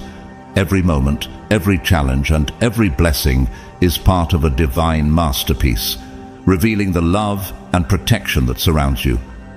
Perhaps from a young age, you sensed that God was always near, as if an unseen yet deeply familiar presence walked with you.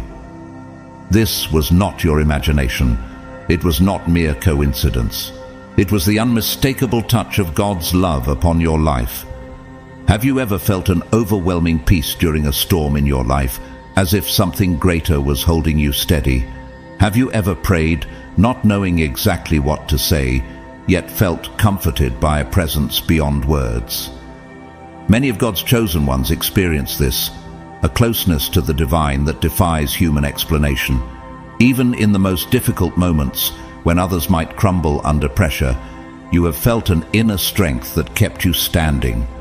Could it be that this is God's way of telling you that He is guiding your steps, ensuring that you never walk alone? The Bible reminds us of this divine closeness in Jeremiah 29:12-13. You will cry to me and come and pray to me, and I will hear you.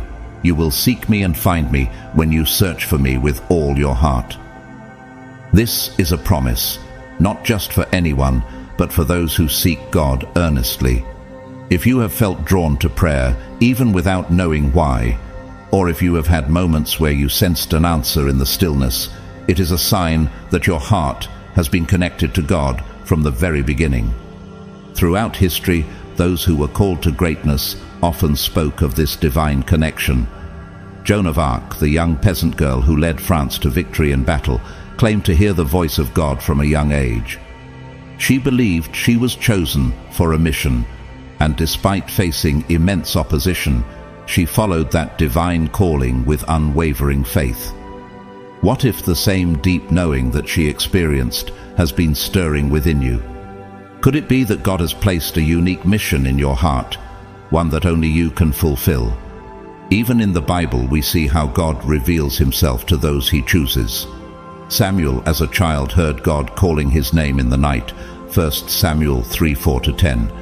He did not recognize the voice at first, but when he responded, "Speak, Lord, for your servant is listening," his journey as a prophet began. Could it be that, like Samuel, God has been whispering to your heart, waiting for you to recognize His voice? Moments of unexpected peace, the sudden urge to pray, the feeling that you are never truly alone, these are not accidents. They are signs of a divine connection, a relationship with God that is deeply personal and unshakable. Many chosen ones feel this pull from an early age, but not everyone embraces it. Some dismiss it, thinking it is just their imagination. Others resist, afraid of what it might mean. But those who lean into this calling, who nurture their relationship with God, find that it becomes their greatest source of strength. This connection is not just a gift, it is a foundation upon which your entire purpose is built. Mahatma Gandhi, though known for his political activism, once said, "Prayer is not asking, it is a longing of the soul." He believed that true prayer connected a person to a divine presence greater than themselves. What if the longing you have felt all your life, the urge to seek something beyond what this world offers, is proof that you were never meant to walk an ordinary path. Embrace this connection.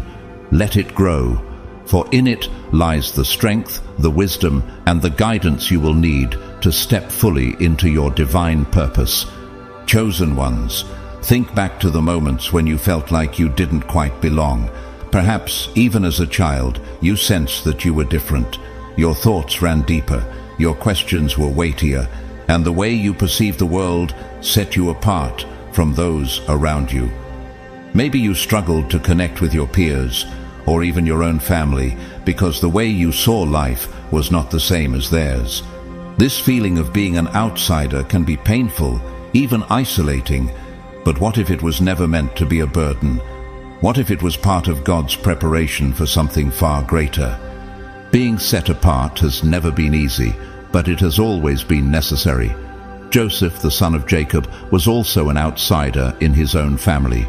His brothers resented him because of his dreams and the favor he received from his father. Genesis 37:3-4. He was thrown into a pit, sold into slavery, and later imprisoned. Yet every hardship was a step toward his divine purpose. He went from being the rejected brother to the ruler of Egypt, saving countless lives during a famine. Could it be that, just like Joseph, the rejection and loneliness you have experienced were actually God's way of preparing you for something greater? Feeling like an outsider allows you to see the world from a different perspective. While others get caught up in surface-level distractions, you may have always been drawn to deeper truths. Have you ever found yourself questioning things that others accept without thought? Have you ever felt as though you were meant to understand something greater than what was right in front of you? These are not coincidences. This is how God sharpens the minds of those He has called. The discomfort of standing apart is not meant to break you, but to strengthen you, teaching you to rely on divine wisdom rather than the approval of people. The Bible reassures us in James 1:2-4, "My brothers and sisters, when you face trials, rejoice in them with great joy, for you know that the testing of your faith develops endurance. Let your endurance grow to full maturity, so that you may be complete and perfect, lacking nothing." This passage reveals that the struggles you have faced were never meant to harm you. They were designed to refine you, shape you, and equip you for what is to come. Every moment of rejection, every time you felt unseen, was part of God's greater process of molding you into someone who is strong, resilient, and prepared for your divine purpose. Many who have changed the course of history experienced this deep sense of not fitting in. Nikola Tesla, one of the greatest inventors in history, was often misunderstood and isolated because his mind worked in ways that others could not comprehend. As a child, he saw visions and had ideas that seemed impossible at the time, yet his innovations would later revolutionize the modern world. What if the very things that made you feel different were actually gifts designed to set you apart for something extraordinary? Even Jesus himself was rejected by his own people. John 1:11 tells us, "He came to his own, and his own did not receive him." He understood loneliness. He knew what it was to be misunderstood, and yet he fulfilled the greatest mission the world has ever known. If the Son of God walked this path, can you see how your own struggles might be shaping you for something divine? The trials you have faced have not only strengthened you, but have also given you a deep sense of empathy. You have felt emotions that others ignored. You have been overlooked, undervalued, and perhaps even ridiculed. Yet, through it all, you have become stronger. When the world dismissed you, God was refining you. When others did not recognize your worth, He was preparing you for something they could not yet see. Understand this truth. Your struggles have not been in vain. They have been the fire that has forged you into something greater than you ever imagined. You are not meant to fit in because you were created to stand apart. Trust in the journey, embrace the lessons, and know that God has been preparing you for the moment when everything will come together. The time is coming when you will no longer wonder why you had to go through so much, because you will see, with absolute clarity, that every step was leading you toward your divine destiny. Chosen one, from an early age, you may have felt a pull toward deeper, more meaningful stories, ones that spoke of faith, courage, and sacrifice. While other children were enchanted by fairy tales of princes and castles, your heart was drawn to narratives of real struggle, endurance, and divine purpose. You may not have understood it at the time, but this wasn't just a passing interest. It was a sign of something greater. Could it be that God was already shaping your spirit, calling you to something beyond the ordinary? Your fascination with the lives of those who stood firm in faith, whether biblical figures, spiritual leaders, or historical icons, was never a coincidence. While others were entertained by imaginary adventures, you were captivated by the strength of those who faced great hardship for the sake of something bigger than themselves. You may have found yourself drawn to the story of Daniel in the lion's den, Daniel 6:16-22, marveling at how his faith remained unshaken even in the face of death. You may have felt a deep connection to Moses, who wrestled with his calling, yet still led a nation to freedom, or Esther, who risked everything to save her people. These weren't just stories to you. They stirred something within, awakening a desire to live for a purpose greater than your own. The Bible tells us in Romans 15:4, "Everything that has been written before was written to teach us, so that with patience and encouragement from the Scriptures we may have hope." The stories that moved you were not just for inspiration. They were preserved to shape and equip you for your journey. The same faith, courage, and resilience that captivated you in these stories were the very qualities God was planting within you. Could it be that He was using these narratives to prepare you for a mission you had yet to discover? Many great individuals who changed the course of history experienced this same calling from a young age. Martin Luther, the German theologian who sparked the Reformation, was originally studying to become a lawyer. But one day, caught in a violent storm, he cried out to God, promising to devote his life to Him if he survived. He kept that promise, leading one of the most significant movements in religious history.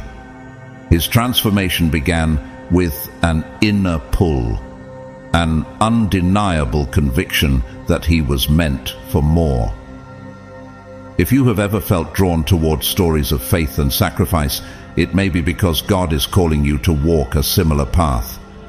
As a child, you may have asked difficult questions, questions that others weren't ready to answer. Why does suffering exist? What is my true purpose? What does God want from me?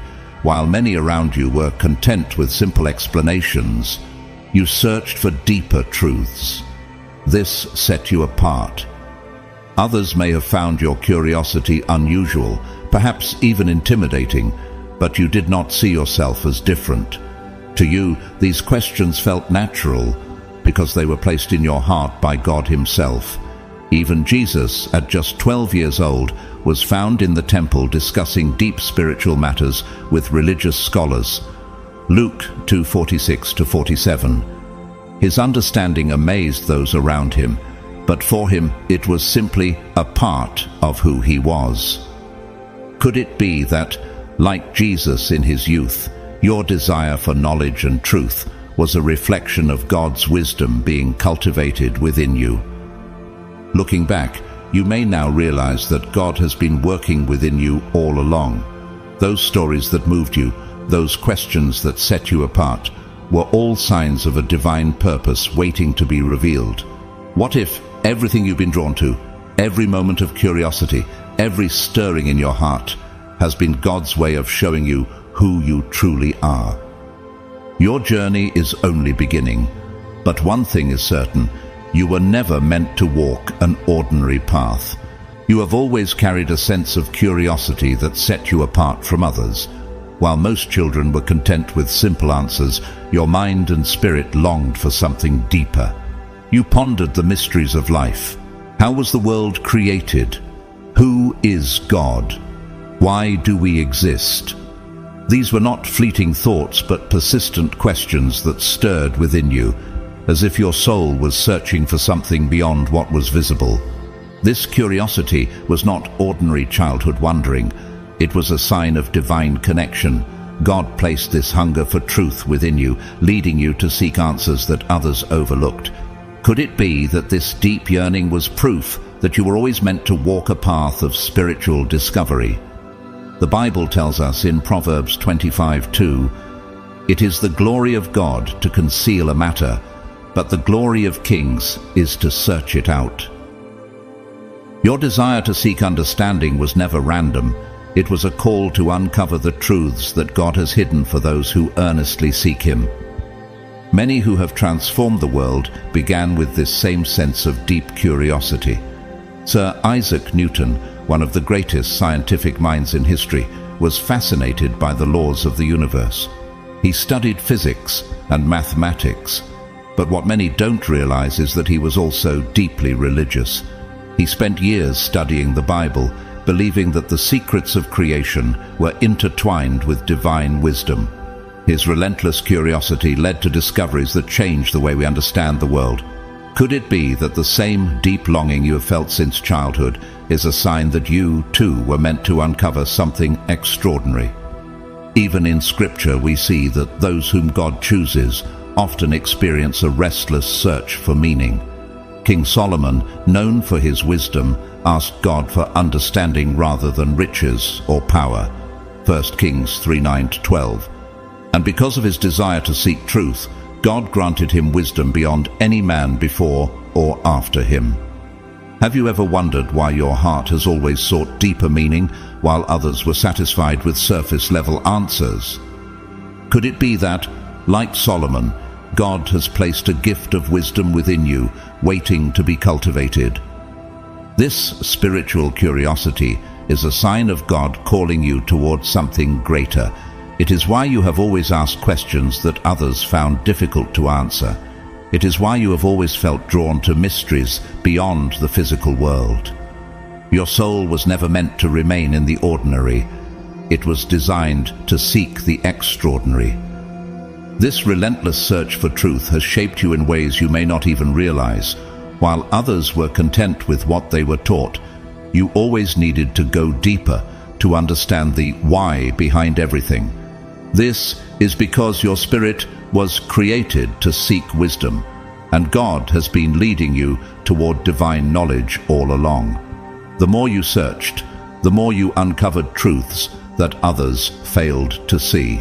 Have you ever noticed how certain revelations seem to come to you at just the right time, as if God was gently guiding your understanding, layer by layer? Your journey of seeking is not in vain. Ecclesiastes 3:11 tells us, "He has set eternity in the human heart, yet no one can fathom what God has done from beginning to end." This means that your longing to understand the mysteries of life is not random. It is God's fingerprint on your soul, calling you to discover Him in ways most people never will. While others may dismiss their deeper questions, you have always felt that there is something more, something beyond what the eye can see. Could it be that this unshakable curiosity is part of the purpose God has placed on your life? History has shown that some of the most influential figures carried this same restless desire to uncover hidden truths. Leonardo da Vinci, one of the greatest minds of the Renaissance, spent his life exploring the mysteries of science, art, and human nature. He was fascinated by creation itself, studying the intricate details of anatomy, nature, and the stars, always seeking a deeper understanding of how the world was designed. His insatiable curiosity led him to discoveries centuries ahead of his time. What if your own curiosity is a divine gift, meant to lead you toward a greater revelation about God's creation and your role within it? Even in the Bible, we see that those called by God often experienced this deep hunger for knowledge. Daniel the prophet sought understanding through visions and dreams, interpreting mysteries that others could not comprehend. Daniel 2:19-23. His ability to decipher what was hidden was not merely intellectual, it was spiritual insight given by God. Have you ever received wisdom or knowledge that felt beyond your own understanding? If so, it is likely that God has been revealing things to you, just as he did with Daniel. But with great wisdom comes great responsibility. The more you seek, the more you will be shown, and not all will understand what has been revealed to you. Some may dismiss your questions as unnecessary, or even ridicule you for thinking differently. Yet chosen ones are not meant to conform to the ways of the world. They are meant to stand apart and walk in divine wisdom. You were never meant to settle for superficial knowledge. You were created to search, to question, to uncover the mysteries of the kingdom of God. What you have felt since childhood has always been leading you here, to a greater understanding of who you are and the divine purpose you were meant to fulfill. The real question now is, are you ready to embrace this calling and step fully into the wisdom God has prepared for you? Embracing this calling means understanding that your hunger for knowledge is not just intellectual, it is spiritual. The very questions that have set you apart from others are the keys to unlocking the purpose God has placed within you. While the world often seeks temporary answers, you have always been drawn towards something eternal, something that resonates beyond human understanding. Have you ever noticed how certain truths stir something deep inside you, as if they were meant for you to discover? That feeling is not an accident. It is God's way of confirming that your search is leading you closer to Him. This journey is not always easy. There will be times when your curiosity will make you feel misunderstood. Those around you may question why you think so deeply, why you refuse to accept surface-level explanations, or why your heart is drawn toward things others ignore. But this is what sets you apart.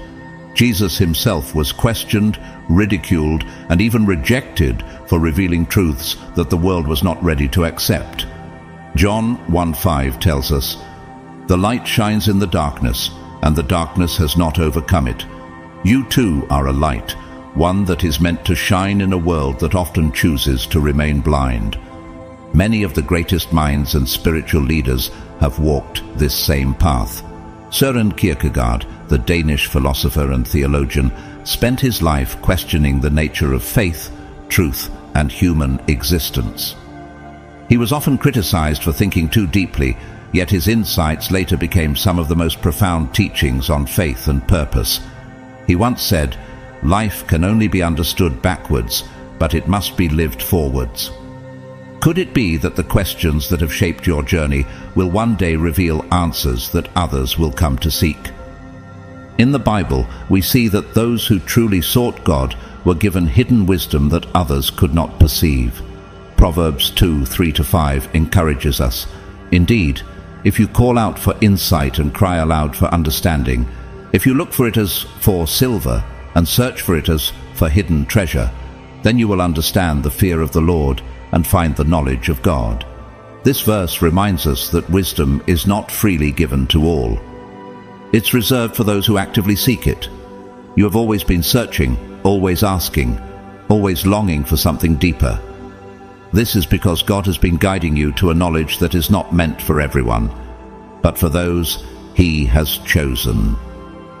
With this understanding comes an even greater responsibility. The insights you receive are not just for yourself, they are meant to be shared. The wisdom God has given you is a light that will guide others out of confusion and darkness.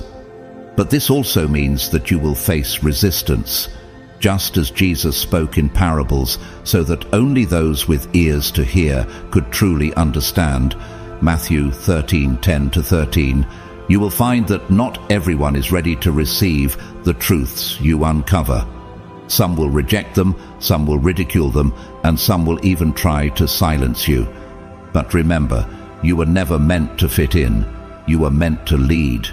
Have you ever felt that the more you seek, the more God reveals to you? Have you noticed that certain truths resonate so deeply within you that they feel familiar, as if they were always meant to be part of your journey? That is because they are. The wisdom you are uncovering has been waiting for you all along. You are not just a seeker, you are a chosen one, and the time is coming when everything you have been searching for will align, revealing the divine path that has been prepared for you since the beginning. Are you ready to step into the fullness of this calling? Stepping into this calling means embracing both the responsibility and the challenges that come with it. The deeper you seek, the more you will uncover, not just about the mysteries of life, but about your own divine identity. Many chosen ones hesitate at this stage, feeling the weight of what they have been shown. Have you ever had a moment when you realized a truth so profound that it left you questioning everything you thought you knew? These moments are not accidents. They are awakenings, signs that God is unlocking doors within your spirit, preparing you for something greater. But here is the challenge. Not everyone will understand you. Many people are comfortable living within the boundaries of what they have been taught. They fear questioning too much, afraid of what they might find. But you were never meant to be like everyone else. God designed you to seek, to uncover, and to illuminate truths that others shy away from. This can sometimes make your path feel lonely, but even in those moments of solitude, you're never truly alone. In Jeremiah 33:3, God promises, "Call to me, and I will answer you and tell you great and unsearchable things you do not know." This means that every time you ask, every time you seek, every time you feel that burning desire to understand more, God is responding. You may not always hear an immediate answer, but He is guiding your thoughts, aligning your steps, and leading you toward revelations that will shape your future. Think about Galileo Galilei, the great astronomer who dared to challenge what the world believed about the universe. He faced opposition from religious and scientific authorities, yet he continued searching for the truth. His discoveries reshaped humanity's understanding of the cosmos, but at a great cost. He was ridiculed, condemned, and placed under house arrest for his beliefs. Yet today, we recognize that he was right all along. What if the knowledge stirring within you is like that? A truth that others are not yet ready to accept, but one that will one day change lives. This is the path of the chosen ones. You will be misunderstood, you will be questioned, you will even be resisted. But every great leader, prophet, and visionary has walked this road before you. Moses doubted himself, yet he led an entire nation to freedom. Paul was persecuted before he became one of the greatest messengers of the gospel. Even Jesus was rejected by his own people. But did their struggles stop them? Number. Because they understood that what was placed inside them was far greater than the opposition they faced. And now, you stand at the same crossroads. You can ignore the calling and try to blend in with the world, or you can embrace the path that has been designed for you since the beginning. This is your moment of choice.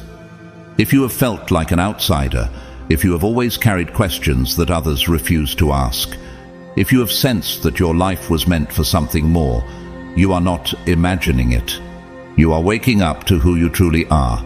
The world may not be ready for the truths you will uncover, but God is preparing you to carry them anyway. Are you ready to step fully into the wisdom and purpose that has been waiting for you all along? Because the journey is only beginning. As we reach the conclusion of today's message, I want you to take a moment to truly reflect on this powerful truth. The world may have tried to conceal your true identity, but God sees you exactly as you are. You are His chosen one, marked by divine purpose, and the greatness that has been hidden from you will soon be revealed. What others may have overlooked, misunderstood, or even tried to bury, God is about to bring to the surface for all to see. Your story is far from ordinary. It's a story of purpose, destiny, and the power of God's plan unfolding in your life. The world may have tried to define you by your struggles, but God defines you by your calling. I know that hearing this message may have stirred something deep within you. If it has touched your heart, I encourage you to consider supporting this ministry through a super thanks. Your generous contributions help us continue to spread the message of hope, healing, and divine purpose to more and more people. Whether you're able to donate or not, I want to take this moment to express my heartfelt gratitude for your continued support. Your presence, your time, and your encouragement mean the world to us, and we are thankful to have you as part of this journey. Don't forget to like this video, subscribe to our channel, and share this message with those who might need to hear it. You never know who might be in need of encouragement today, and your actions can make a huge impact on their lives. I also encourage you to comment below. Your thoughts and experiences are so valuable, and they help to create a community of people who are walking in faith, growing together, and supporting one another. As you go forward today, may God continue to bless you abundantly. May He reveal more of His incredible plan for your life and guide your steps in His light.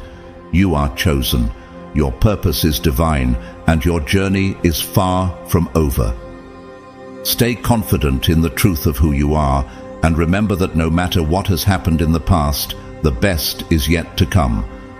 God is working behind the scenes, preparing you for greatness. Trust in His timing, believe in His promises, and walk boldly in your true identity. You are deeply loved, and God is for you. Keep moving forward in faith, knowing that you are destined for incredible things. God bless you richly, and may His peace be with you always.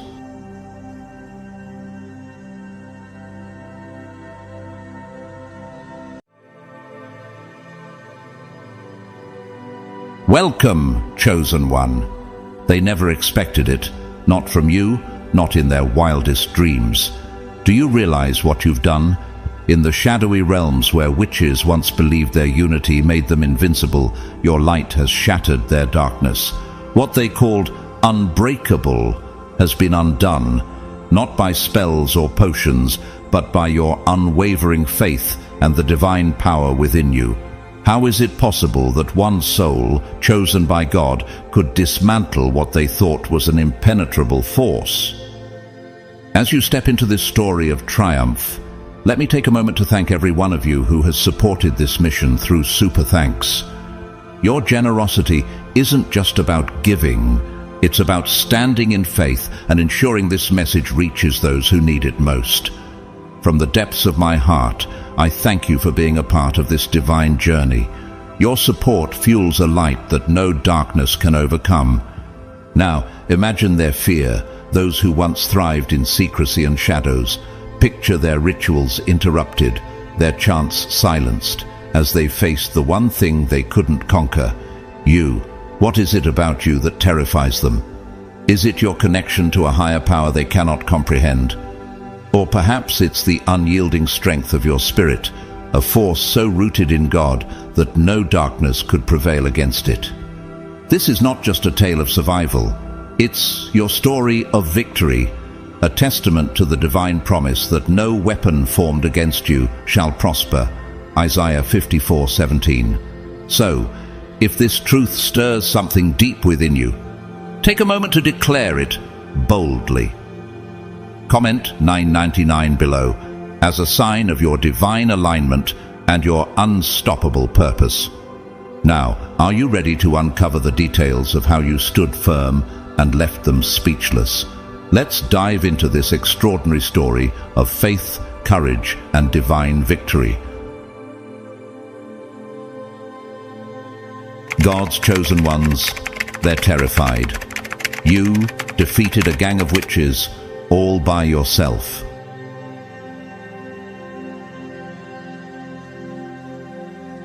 Number 1. The power of singular purpose versus collective chaos.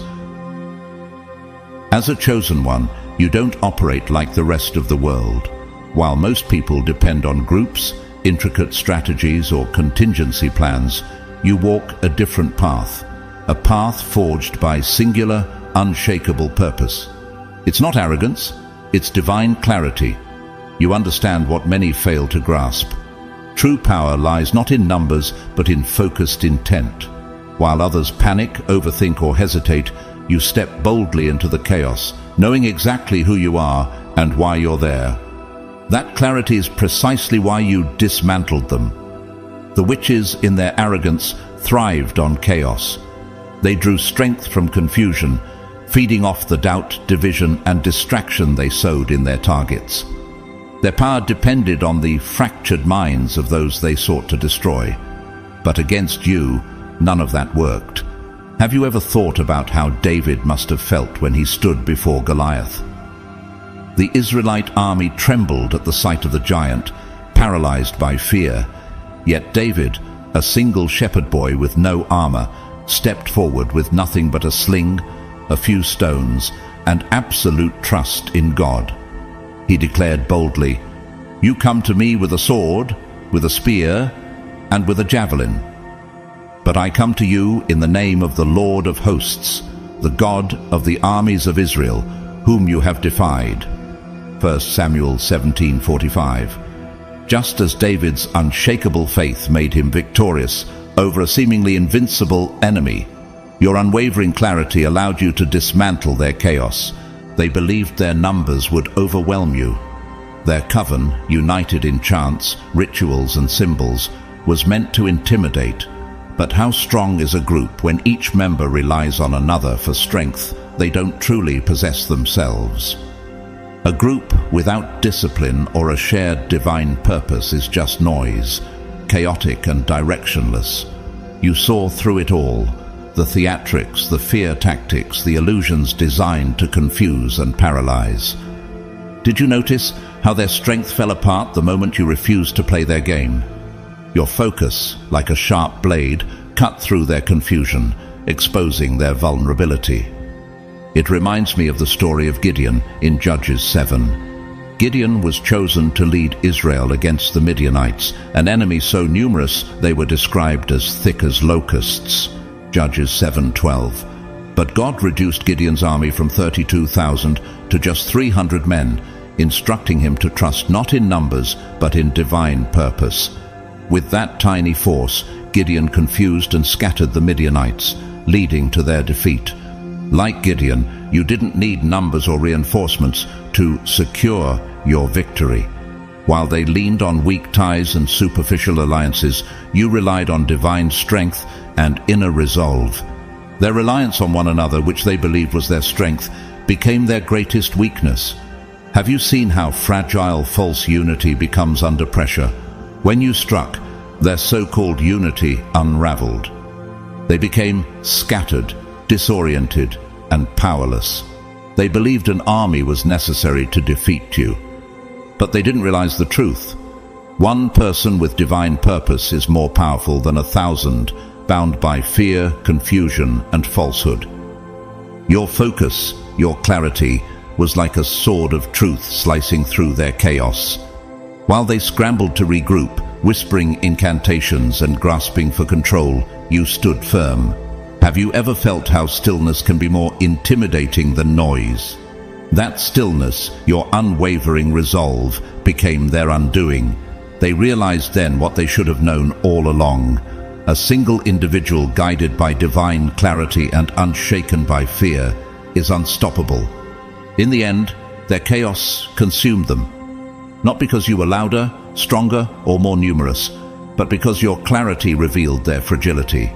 Their power, built on illusions and fear, crumbled under the weight of your truth. What happens when darkness faces a light it cannot extinguish? The Bible says, "The light shines in the darkness, and the darkness has not overcome it." John 1:5. Your light, a light born of purpose and unwavering focus, shattered their shadows and exposed their lies for what they were. Their chants faltered, their rituals became meaningless, and their unity shattered like glass. You didn't just defeat them, you exposed their emptiness. One person, one purpose, one unyielding spirit, standing firm while the forces of darkness crumbled into nothingness. This is not just your victory, it is a testament to the power of divine purpose. a reminder that no darkness can stand against the light of those chosen by God. Number 2, you weren't just fighting them, you fought their legacy. Defeating that group of witches wasn't just about overcoming a single battle. It was about tearing down an entire legacy. These weren't individuals acting alone. They carried the weight of generations of dark knowledge, passed down like a twisted inheritance, each layer adding to their illusion of invincibility. Have you ever considered how much power a legacy holds, not just for those who uphold it, but for those who are enslaved by its fear? Every ritual they performed and every spell they cast was built upon the foundation of countless others who came before them, creating a system designed to grow unchecked and unchallenged. But as the Bible warns, woe to those who call evil good and good evil, who put darkness for light and light for darkness. Isaiah 5:20. Their legacy, though vast, was rooted in deception, and its end was inevitable. When you stood against them, you weren't merely fighting their numbers or their immediate strength. You were confronting the weight of their history. The very thing they believed made them untouchable. To them, you were more than an adversary. You were a disruption to the roots of their existence. They thought the lineage they inherited would intimidate you, just as it had silenced so many before. But did they not realize that their strength was an illusion? As it is written, unless the Lord builds the house, the builders labor in vain. Psalm 127:1. Their foundation was not built on truth or righteousness, but on secrecy, fear, and manipulation. Without divine backing, no legacy can stand. Their legacy was nothing more than a house of cards, teetering on the illusion of eternal strength. The moment you refused to bow to their history, you shattered its power. How did it feel to know that by standing firm, you weren't just defeating them in the present, but unraveling the very system they relied on? The shockwaves of your victory didn't just shake them, it reached into the past, disrupting everything their ancestors had constructed. And what truly broke them was your refusal to play their game. You didn't rely on counterspells, rituals, or ancient texts to fight them. You fought with something they couldn't predict: raw, unbreakable will and the guidance of divine purpose. Just as the Bible declares, the weapons we fight with are not the weapons of the world. On the contrary, they have divine power to demolish strongholds. 2 Corinthians 10:4. Your divine strength tore through the very walls of their legacy. That's why they're terrified. They didn't just lose a fight, they lost everything their legacy stood for. In the span of a single confrontation, they watched the foundation of their beliefs crumble. What happens to those who see centuries of power disintegrate in an instant? Their confidence wasn't just shaken, it was obliterated. Their lineage ended with you, not because you fought harder, but because you fought with something they could never possess: the light of truth and the backing of the Almighty. Your victory wasn't just personal, it was systemic. Their defeat was not just the failure of individuals, but the collapse of an entire dynasty of darkness. And in that moment, you weren't just the chosen one.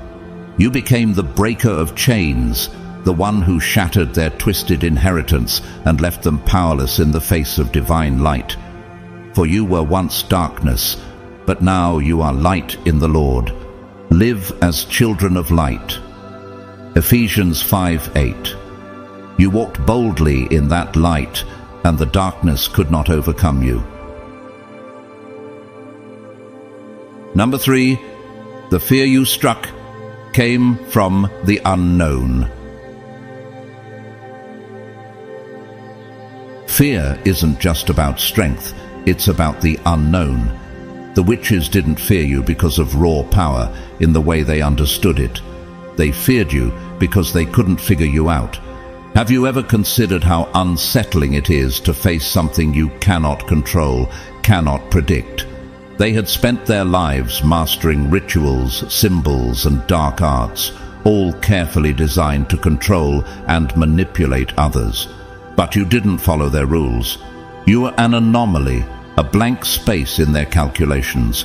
And that blank space wasn't just unsettling, it was terrifying. They expected you to react in predictable ways: panic, hesitation, or even blind aggression. That's the game they thrived on, provoking fear, feeding on chaos, and bending others to their will.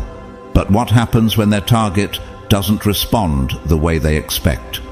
When they looked at you, they saw something that defied their understanding, a calm, unshakable presence.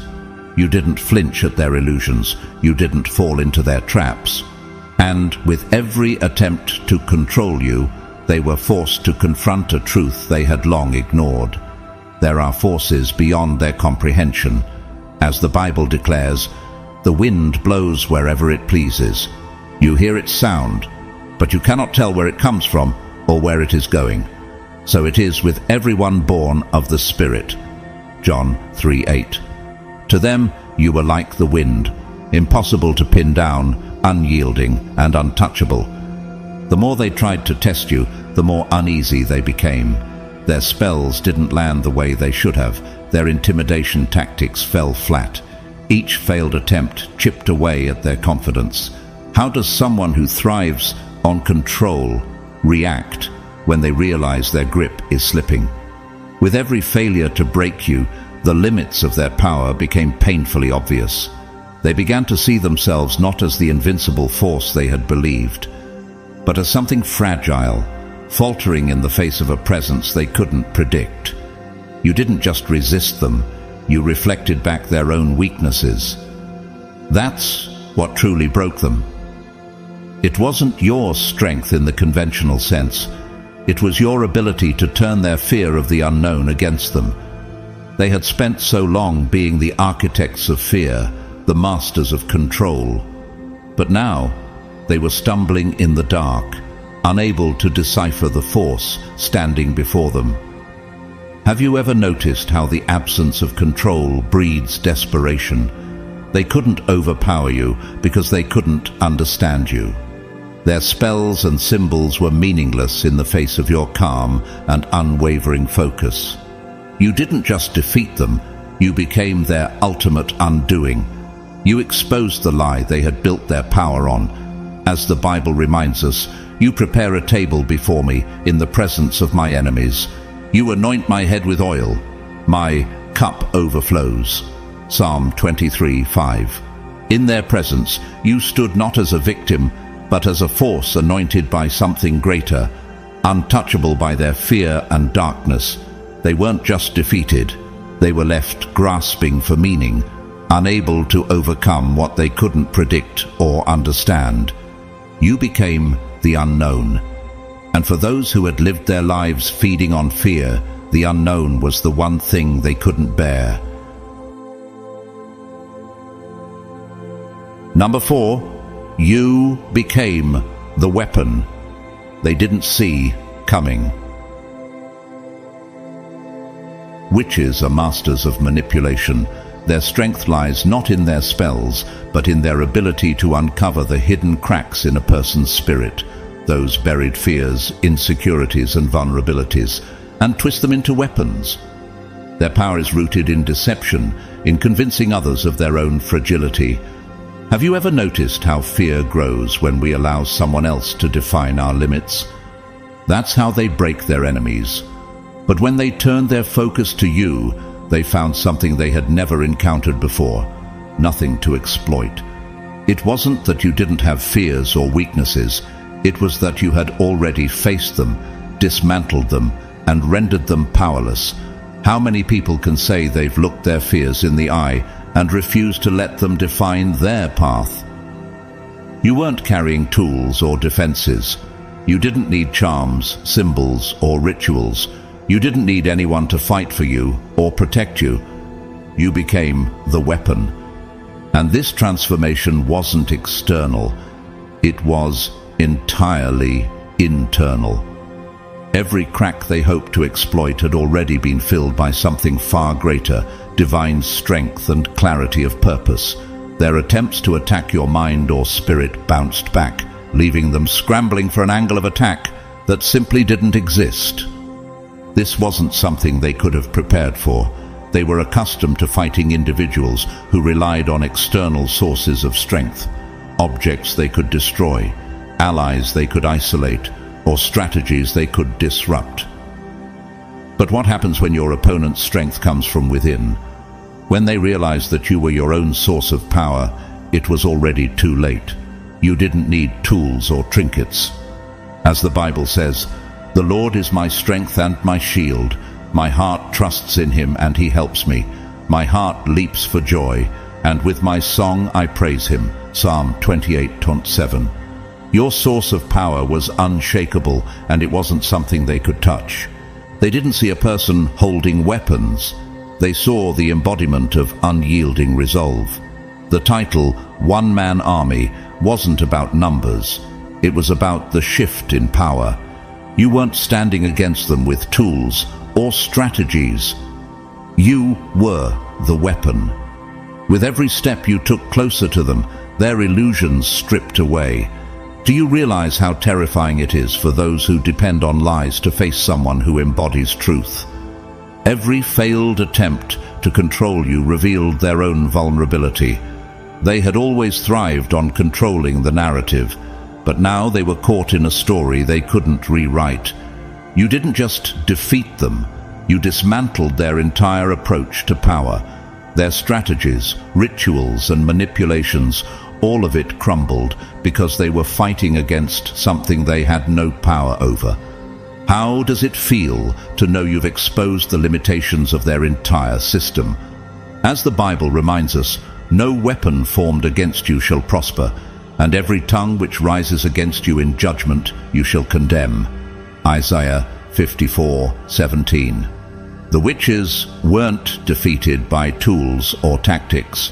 They were defeated by the transformation within you. Their fear wasn't just of losing, it was of realizing their limits. They thrived on exploiting weaknesses, but you showed them what it looks like when someone becomes untouchable. Have you ever thought about how much power there is in becoming the one thing your enemy cannot break? Your victory wasn't just over them, it was over the entire structure of power they depended on. You were not only unstoppable, you were their undoing. Number 5. Exposing the weakness of their collective power. The witches believed their collective power was their ultimate strength. They relied on their coven, their rituals, and the belief that unity made them invincible. Their chants echoed together, their spells intertwined, and their carefully orchestrated actions projected an image of seamless coordination. But have you ever considered how often an illusion of unity is used to mask fear? Their so-called unity wasn't strength. It was a crutch, a facade that concealed their individual weaknesses and gave them a false sense of security. When you stood against them alone, you exposed the fragility of that illusion. Without the safety of their numbers, they didn't know how to function. They had never prepared to face someone who didn't rely on backup, allies, or layers of external protection. How does someone so dependent on a collective identity react when faced with someone who stands firm in their own purpose? Their courage, fueled by rituals and group dynamics, evaporated in the presence of your self-reliance. As the Bible reminds us, some trust in chariots and some in horses, but we trust in the name of the Lord our God. Psalm 27. They placed their trust in their numbers, but you drew your strength from something far greater. Your presence forced them to confront a truth they had long avoided. Their power only worked because they leaned on each other, not because they were truly strong. When you refused to waver, their cracks began to show. One by one, their confidence unraveled as their so-called collective strength was revealed to be hollow. Have you noticed how fear creeps in when the thing people depend on starts to fall apart? Their unity was never real. It was merely a shield against their own terror of standing alone. But you didn't need a shield. You became the sword. What made it worse for them was the isolation you forced them to feel. They had spent their lives projecting fear and loneliness onto others, feeding off the vulnerabilities of those who stood alone. But now, for the first time, they were the ones who felt it. Imagine the irony. The very loneliness they inflicted on others became their undoing. Their solidarity turned hollow, their rituals became meaningless, and their reliance on each other became a burden. Just as the Bible says, if a house is divided against itself, that house cannot stand. Mark 3:25. Their collective power crumbled under the weight of your defiance, leaving them exposed for what they truly were, dependent, fractured, and powerless. You didn't just defeat their group, you dismantled the very foundation of their existence. By standing alone, you revealed how fragile their collective power truly was. They depended on unity to hide their individual weaknesses. But you didn't need numbers to stand firm. Your strength, drawn from within and rooted in divine clarity, stripped away their illusions and left them facing a reality they couldn't escape. You weren't just stronger than their group. You were the embodiment of a power they could neither match nor understand. Number 6. Your victory forced them to confront their own mortality. For the witches, mortality wasn't just something to be feared, it was something they believed they had outgrown. Their spells, forbidden knowledge, and dark rituals all served one ultimate purpose: to create the illusion of immortality. They didn't simply crave power, they sought permanence. They wanted to transcend the boundaries of human limitation and convince themselves that their legacy would stretch endlessly into the future. But have you ever wondered how much fear lies beneath the pursuit of immortality? When you defeated them, you didn't just end their reign, you shattered the illusion they had built their lives upon. Have you thought about how fragile someone becomes when their deepest lies are exposed? Your victory wasn't achieved through brute force or a complex strategy. It was through exposing the truth they refused to face. They had cloaked themselves in the belief that their spells made them untouchable, but they were utterly unprepared for someone who could strip away those layers of false security. When their defenses fell, they weren't merely left exposed physically, they were exposed spiritually. For the first time, they had to confront the terrifying truth they had spent their lives running from. They were mortal, just like everyone else. This realization hit them harder than any physical blow. Their entire identity was built on the idea that they were beyond the reach of time, consequence, and death itself. Have you ever noticed how people who depend on illusions crumble when those illusions fail?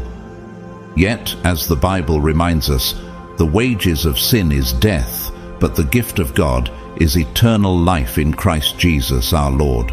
Romans 6:23. Their attempts to escape death through dark practices were futile because they were rooted in deception, not truth.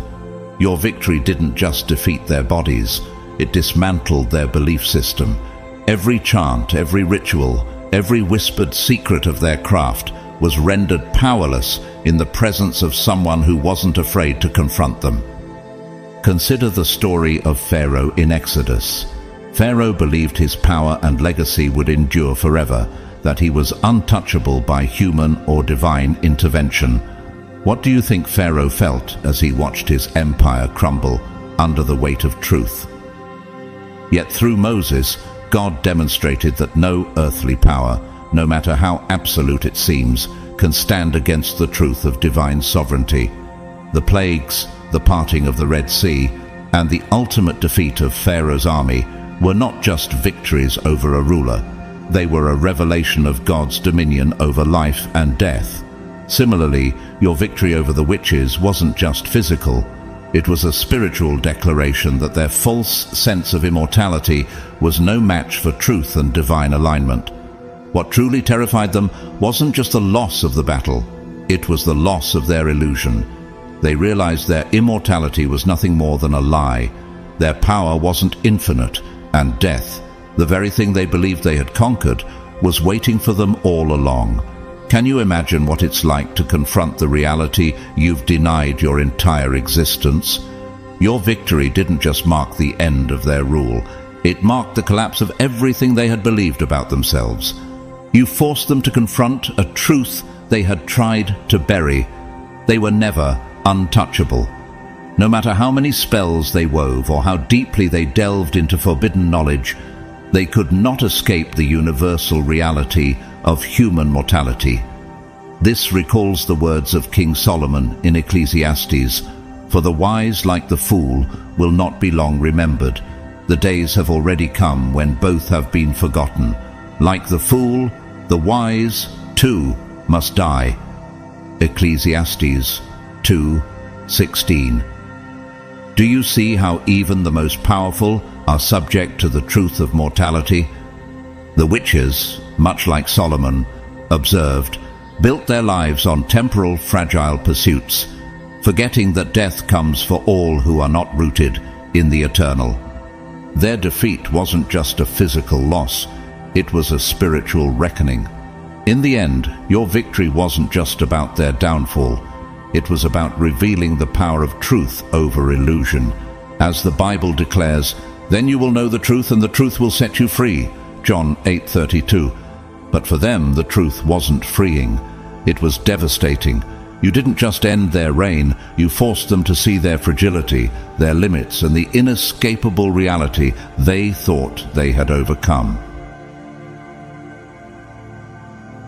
Number 7. The psychological war was won before the battle began. Long before the first move was made, the battle had already been decided. The witches had built their entire strategy around fear, projecting it, amplifying it, and wielding it as their ultimate weapon. Fear was sharper than any spell they could cast, and it worked because most people believed in the power of their illusions. But have you ever considered how fragile fear becomes when someone refuses to accept it as real? That's where they failed with you. Your unshakable resolve was their undoing. They came at you with everything they had, whispers designed to sow doubt, shadows meant to evoke terror, and illusions carefully crafted to throw you off balance. But instead of faltering, you stood there, unmoved. How often do we forget that fear only has power when we give it permission? Your reaction wasn't arrogance, it was certainty. You knew their tricks could only succeed if you allowed them to take root in your mind. By refusing to grant them that power, you stripped them of their most potent weapon. As the Bible reminds us, "For God has not given us a spirit of fear, but of power and of love and of a sound mind." 2 Timothy 1:7. While they thrived on creating chaos, you stood firm in divine clarity and peace. The witches didn't know how to handle someone like you. They had spent their lives feeding off the vulnerabilities of others, preying on hesitation and exploiting weakness. What do manipulators do when they encounter someone who cannot be manipulated? When their tactics didn't work on you, they found themselves lost. The psychological war they relied on to win every battle was suddenly useless. Their fear wasn't just about your immunity to their tricks. It was the fact that your resistance exposed their own dependence on them. Have you noticed how those who depend on deception crumble when the truth stands before them? Without fear to manipulate, they were powerless, and the longer you stood firm, the more their confidence unraveled. They realized too late that they had already lost. Just as Goliath underestimated David, mocking the shepherd boy with his small sling and stones, the witches underestimated you. They expected fear, hesitation, and defeat, but instead they faced someone whose unwavering faith turned their strongest weapon into nothing more than smoke. The Bible tells us, "The Lord is my light and my salvation. Whom shall I fear? The Lord is the stronghold of my life. Of whom shall I be afraid?" Psalm 27:1. In the light of your resolve, their darkness had nowhere to hide. This wasn't a battle of spells or physical strength. It was a battle of wills, and yours was untouchable. Do you see how unshakable faith can dismantle even the most insidious strategies? By the time they understood this, the fight was already over. Fear didn't control you, and because of that, they couldn't control you. You didn't just resist them, you dismantled their entire way of fighting before the first blow was even struck. Their defeat wasn't just about losing the battle, it was about losing the very foundation of the power they thought made them invincible. Number 8. You weaponize their own tools against them. The witches thrived on arrogance, wrapped in the belief that their mystique made them untouchable. They cloaked themselves in dark arts, relied on their numbers, and built carefully constructed illusions of power to maintain their dominance. For years they counted on one simple truth: no one would dare stand against them, especially not someone standing alone. To them, your presence was laughable, a single person daring to challenge their entire legacy. But have you ever noticed how arrogance blinds even the most powerful to their own vulnerabilities? That blindness was where their downfall began. Their overconfidence became their undoing. They underestimated you, assuming that their reputation and numbers would crush you before the fight even began. Have you considered how dangerous it is to dismiss someone who refuses to be intimidated? They didn't see you as a threat. They saw you as an inconvenience. Their arrogance was their greatest weakness, and you turned it into your most powerful weapon. You didn't fight them on their terms or by their rules. Instead, you let their own sense of superiority do the work for you. Every time they leaned on their mystique, it backfired. They thought their rituals and symbols would intimidate you, but instead, they revealed how much they depended on theatrics. Their dark arts, meant to instill fear, only exposed the emptiness behind their power when you remained unmoved. They assumed their numbers would overwhelm you, but their lack of individual strength became glaringly obvious when faced with your unshaken resolve. As the Bible says, "The Lord is with me, I will not be afraid. What can mere mortals do to me?" Psalm 118:6. Their unity, which they believed to be unbreakable, crumbled when confronted by your refusal to be cowed. The irony was devastating for them. What they believed made them invincible. Their reputation, their dark arts, and their unity became the very things that left them vulnerable. Have you ever seen someone's strength collapse under the weight of their own pride? They built their power on assumptions that no one would challenge them, that their rituals made them untouchable, and that their numbers ensured victory. You shattered those assumptions simply by standing firm. Their overconfidence, once their shield, became the sword that cut them down. You didn't just defeat them, you turned their own tools against them. Their arrogance, their mystique, their reliance on fear, all of it became the foundation of their downfall. Do you see how self-made illusions can become the most dangerous traps? As Proverbs teaches us, pride goes before destruction, a haughty spirit before a fall. Proverbs 16:18. Their belief in their invincibility blinded them to their own weaknesses, and you used that blindness to dismantle everything they stood for. Their miscalculation wasn't just a mistake, it was the fatal flaw that cost them everything. They fell not because of the weapons you brought into the fight, but because of what they failed to see in themselves. Their arrogance, their overconfidence, and their reliance on fear ensured their collapse. How often do those who seek to dominate fail to see that their own pride is their greatest vulnerability? In the end, you didn't just defeat them, you turned the very essence of their power into the tool of their destruction. Number 9, their rituals couldn't touch your energy. field. The witches built their identity and power around their rituals, incantations, and mastery of dark energy. These weren't just tools, they were their assurance that they could bend reality and overwhelm anyone who stood against them. They believed their spells, woven with low-frequency intentions, could pierce even the strongest minds. But what they didn't realize was that their power was fundamentally limited. Their rituals couldn't touch you because you operated on an entirely different plane. While they depended on fear and manipulation, you stood rooted in divine strength. Every dark intention they hurled at you bounced off because their low vibrations couldn't penetrate your high-frequency resilience. Have you ever wondered what happens when darkness tries to confront a light it cannot diminish? They tried to weave illusions around your mind, hoping to draw you into their web of manipulation, but their efforts fell flat.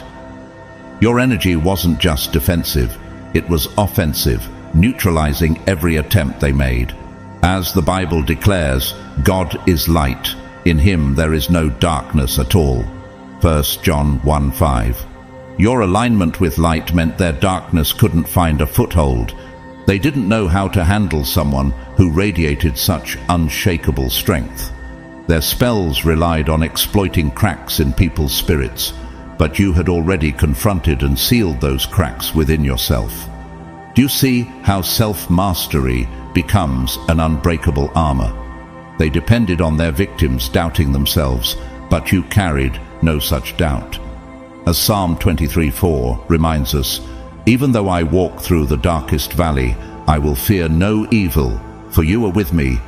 Your rod and your staff, they comfort me." Every attempt they made to dominate you only revealed their own fragility. Their magic faltered because it relied on fear, and you gave it none to feed on. They had spent their lives bending others' energies, forcing people into submission. But what happens to manipulators when they can no longer control their targets? You didn't flinch. You didn't waver. Your energy field wasn't just impenetrable, it actively repelled them. They had never encountered someone who could stand in stillness and dissolve their dark intentions with nothing but presence. The irony was unmistakable. The very tools they depended on became the proof of their own limits. They had always believed their rituals made them unstoppable, but they failed to understand that their power was entirely conditional. Have you seen how easily power crumbles when its foundation is fear? You didn't just withstand their attacks, you outshone them. As Isaiah 61 proclaims, "Arise, shine, for your light has come, and the glory of the Lord rises upon you." Your presence wasn't just unshaken, it was triumphant. In the end, their spells, incantations, and dark energy collapsed in the face of your unshakable strength. Their failure wasn't just about losing a battle, it was about realizing that their power was always limited. You didn't simply resist them, you exposed their dependency on fear, manipulation, and secrecy. Their rituals were only as strong as the belief others placed in them, and you showed them that belief no longer existed. Your victory wasn't just about standing firm, it was about exposing the truth. Their power was never invincible, and their dark arts crumbled when faced with light and truth. As John 1:5 reminds us, "The light shines in the darkness, and the darkness has not overcome it." Your light didn't just protect you, it dismantled their illusions, revealing their weakness for all to see. You didn't just defeat them, you proved that no darkness can touch the one who walks in divine alignment. Can you imagine the moment they realized their strongest weapons were useless against you? That was the moment you triumphed, and their power dissolved into nothingness. Number 10. They realized they couldn't corrupt you. The witches were masters of corruption. Their true power didn't lie in their spells or rituals, but in their ability to twist the hearts and minds of others. They thrived on exploiting human weakness, planting seeds of doubt, offering temptations that seemed irresistible, and slowly pulling their enemies into a web of manipulation. For most, it wasn't a question of if they would fall, but when. But have you ever wondered what happens when corruption meets an unshakable spirit? That's what they found in you, a moral compass so unyielding that their every tactic failed before it even began. Their strategy was clear. They would tempt you with the allure of forbidden knowledge, the promise of power, or the guarantee of safety. They tried to make you question your path, to bend your convictions, and to pull you into their world. How many before you had fallen for such temptations? But what they didn't understand was that their offers didn't appeal to you. You didn't crave their power because you already understood the truth of where real power comes from. As the Bible warns, what good is it for someone to gain the whole world, yet forfeit their soul? Mark 8:36. Your soul was not for sale. Your unyielding integrity became the wall they couldn't breach, the shield that rendered them powerless. Their failure to corrupt you wasn't just a tactical misstep, it was a revelation of their own dependence on manipulation. They had always assumed that everyone had a price, that every person would eventually bend under the weight of temptation. But you didn't falter. Why? Because you didn't define your worth by what they could offer. Do you see how strength grows when you know your value isn't tied to others' approval or promises? Every time they tried to plant doubt or lure you with promises of glory, their failure became more glaring. You didn't need their approval or their gifts because your strength came from within.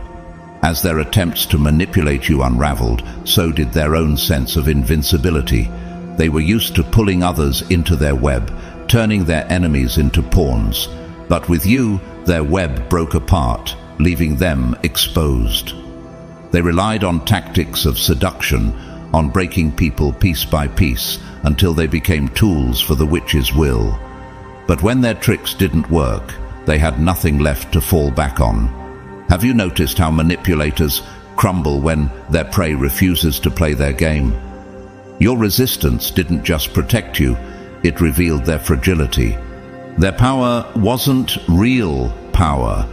It was house of cards, built on the illusion of control. They didn't have true strength. They had the ability to convince others to abandon theirs. But you refused to play by their rules. You stood firm, and that choice became the mirror that reflected their own emptiness. As Proverbs 10:9 reminds us, whoever walks in integrity walks securely, but whoever takes crooked paths will be found out. Your unwavering resilience not only shielded you, it exposed them. Without the ability to corrupt you, they were powerless. In the end, they didn't just fail to manipulate you, they unraveled in the face of your strength. What happens when those who thrive on deception realize they can't deceive? Their tactics, their strategies, their entire way of operating crumbled because their power relied on convincing others to surrender. You didn't surrender, and in your refusal, you dismantled their illusion of control. Your victory wasn't just about standing firm, it was a triumph of truth over deception. Their corruption failed not because they lacked skill, but because you were incorruptible. They believed they could bend you, but they didn't understand the strength of someone who values integrity above all else. Your resilience wasn't just a shield, it was a weapon. Against someone who cannot be broken, their power was meaningless. You stood tall, and their empire of manipulation collapsed. Without the ability to bend you to their will, they were left with nothing but their own fragility. You didn't just defeat them, you exposed the emptiness at the heart of their power. Number 11. You didn't defeat them for glory, you did it because it was necessary. The witches were accustomed to fighting for glory, power, or revenge. Every move they made, every spell they cast, was driven by personal ambition. They wanted to be revered, feared, and envied. Their entire existence revolved around the need to dominate, to be seen as untouchable forces of superiority. Their power was rooted in self-interest and ego, and they thrived on recognition from others. But when they faced you, they encountered something they had never prepared for. Someone who wasn't interested in fame, power, or applause. How do you manipulate someone who has no interest in personal gain?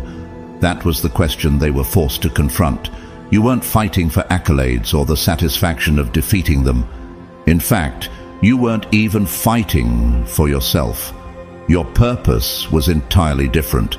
You fought because it was necessary, because the very existence of their dark power demanded it. They couldn't understand this level of detachment. They couldn't comprehend someone whose actions weren't fueled by selfish motives. As the Bible says, do nothing out of selfish ambition or vain conceit. Rather, in humility, value others above yourselves. Philippians 2:3. Your humility and unwavering focus on the greater good made you immune to their usual tactics. This detachment made you unpredictable in ways that terrified them. They couldn't bargain with you, sway you, or distract you with empty promises. Have you noticed how powerless manipulators become when their usual tools fail? They tried to lure you with promises of forbidden power, control, and recognition, but you didn't flinch. You didn't need their approval, and you certainly didn't need their rewards. They couldn't appeal to your ego because you had none to exploit. Your actions were guided by a singular truth. Their reign had to end.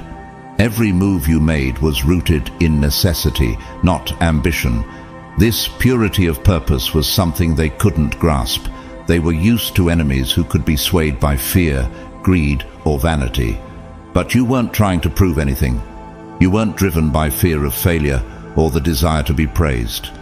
Instead, you were acting out of duty, a sense of responsibility that went far beyond personal interest. Have you ever seen how powerful someone becomes when they act with no need for recognition? That's the strength they faced in you. To the witches, this was a nightmare. Their entire strategy depended on manipulating the desires and fears of others. But you didn't have desires they could tempt, nor fears they could exploit. Your resolve was rooted in something they couldn't touch, the understanding that some things must be done simply because they are right. As Paul wrote, "Whatever you do, work at it with all your heart, as working for the Lord, not for human masters." Colossians 3:23. Your focus wasn't on personal gain, but on fulfilling a mission that transcended yourself. This purity of purpose was what broke them.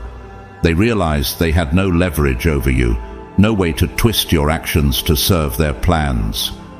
What happens to those who thrive on manipulation when their tools no longer work? Every attempt they made to sway you fell flat, and with each failure, their confidence crumbled further. They had built their power on the ability to control others, but they couldn't control you. Your resilience exposed the hollowness of their power, revealing that it was never rooted in strength, but in the weakness of those they manipulated. Your victory wasn't about triumph for the sake of triumph. It was about doing what had to be done. You weren't there to bask in glory or collect trophies. Your strength came not from seeking recognition, but from your unwavering commitment to truth and justice. As Jesus said, "Blessed are those who hunger and thirst for righteousness, for they will be filled." Matthew 5:6. You weren't swayed by the allure of personal gain because you were already fulfilled by your connection to a higher purpose. In the end, your unshakable duty dismantled their carefully calculated strategies. Do you see how true power lies in acting from a place of selflessness? They weren't defeated by brute force or clever tactics. They were defeated by your purity of intent. They realized too late that they couldn't touch you, couldn't manipulate you, and couldn't control you. Without the ability to bend you to their will, they were left with nothing. Your resolve didn't just protect you, it revealed their emptiness. Their failure wasn't just about losing the battle, it was about being forced to confront the truth of their own fragility. Without the ability to corrupt or manipulate, their power evaporated. You stood firm, unshaken by their attempts, and in doing so, you didn't just end their reign, you revealed the truth. That selfless purpose is a strength they could never match. Number 12. You revealed their true nature to themselves. The witches spent their lives weaving a web of fear and secrecy, carefully constructing an image of invincibility that concealed their true nature. Their power relied not on genuine strength, but on carefully maintained illusions. Illusions that convinced others, and perhaps even themselves, that they were untouchable. Have you ever wondered how much effort it takes to uphold a lie that even the liar begins to believe? They hid behind rituals, spells, and theatrics, using these as tools to maintain control. But when you stood against them, you didn't just challenge their dominance. You forced them to confront a truth they had avoided for years. Their power was nothing more than a fragile facade. The very foundation of their strength, the thing they had spent their lives perfecting, was built on lies. By refusing to be intimidated or manipulated, you stripped away the masks they had so carefully crafted. And the most striking part, you didn't need to fight them with force or trickery to expose them. It was your presence, your unwavering refusal to bend, that unraveled the illusion. Have you noticed how lies crumble when faced with someone who refuses to believe them? Every time they invoked fear, you stood firm. Every time they attempted to manipulate your perception, you resisted. With each act of defiance, you revealed the emptiness beneath their so-called power. They couldn't hide from the truth anymore. Their power wasn't real. It was an illusion designed to keep others in fear and submission. Their spells and rituals, which they used to project invincibility, were nothing more than props in a play meant to deceive. As the Bible declares, you will know the truth, and the truth will set you free. John 8:32. But for them, the truth didn't bring freedom, it brought devastation.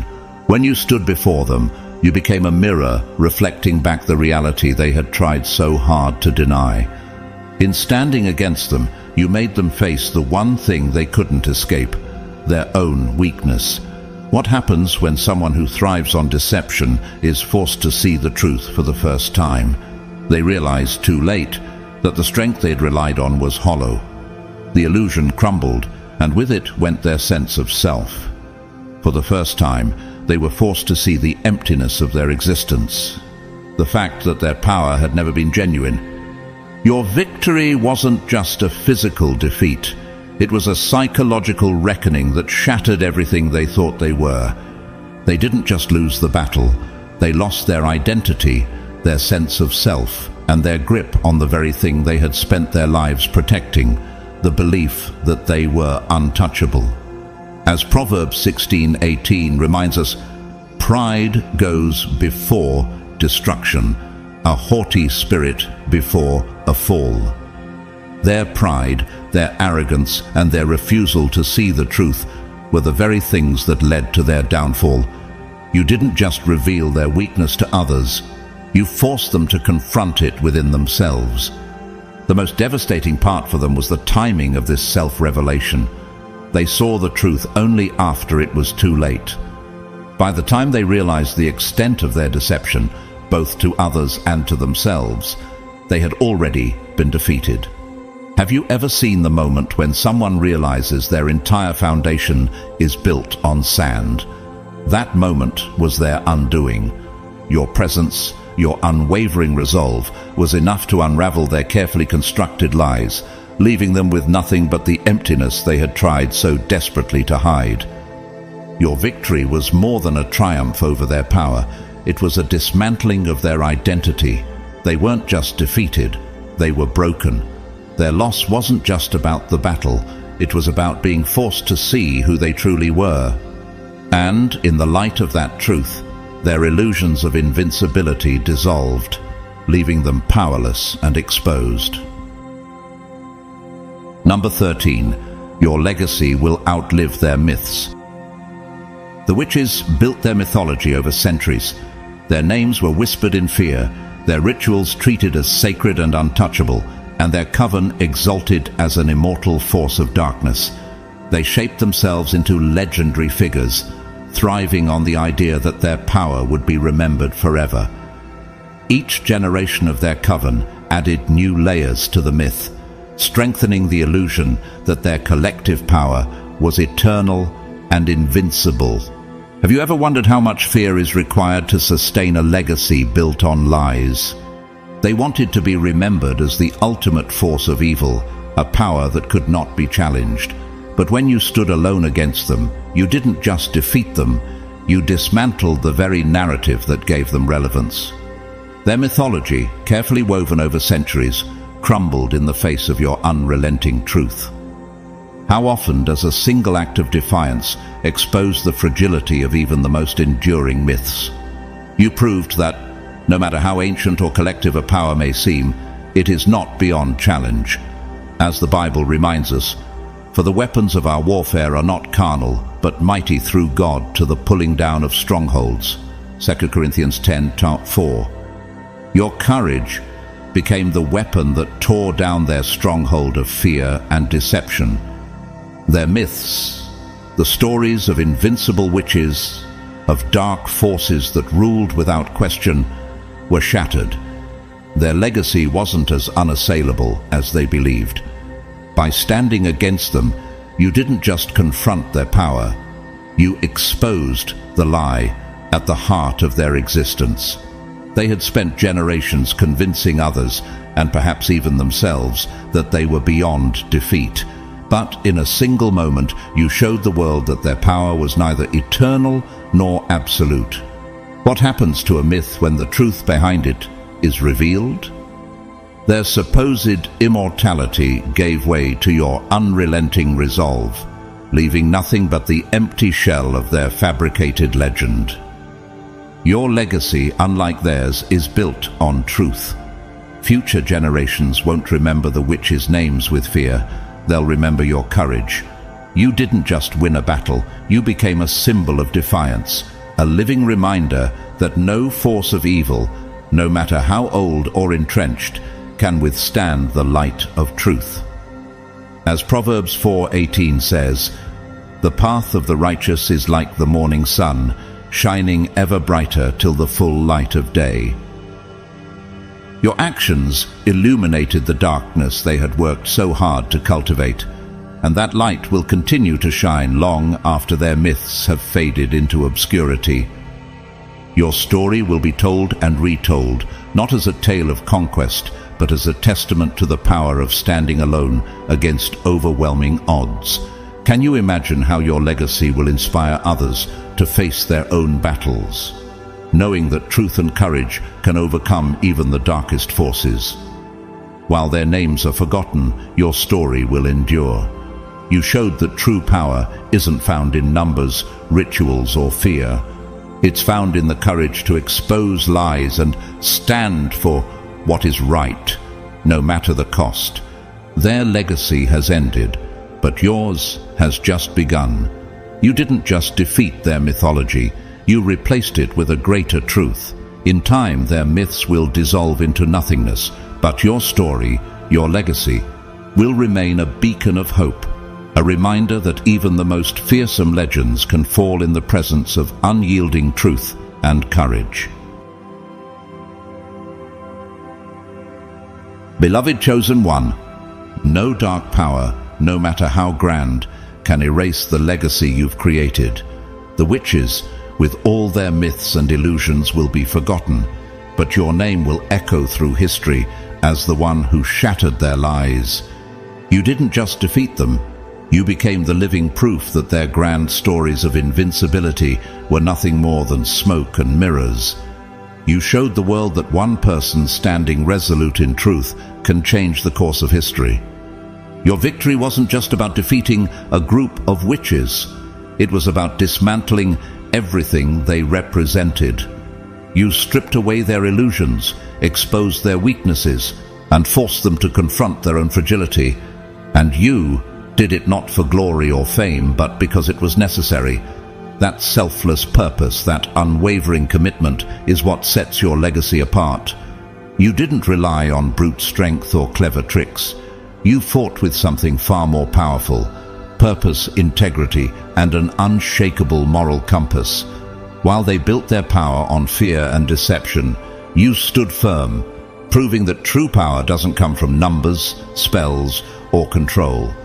It comes from the unwavering courage of a single resolute soul. The legacy you've forged will echo through time. Their myths will fade, but your story will live on as a testament to the truth. Future generations will speak of you not as a mere conqueror, but as a beacon of light, a living embodiment of the idea that no darkness is too deep and no enemy too powerful when you stand firm in your identity and purpose. The witches believed they were eternal. They were wrong. You have shown that true power, eternal power, resides in courage, truth, and the light that refuses to be extinguished. That is a victory that can never be undone, a truth that will endure long after their myths have turned to dust. To my incredible audience, if this journey resonated with your spirit, I encourage you to help us continue sharing messages of empowerment and truth. Your support through Super Thanks fuels this mission, helping us reach even more chosen ones across the globe. But whether you donate or not, know this: you're valued, appreciated, and loved. Your presence here means the world to me, and I'm deeply grateful that you've chosen to be part of this journey.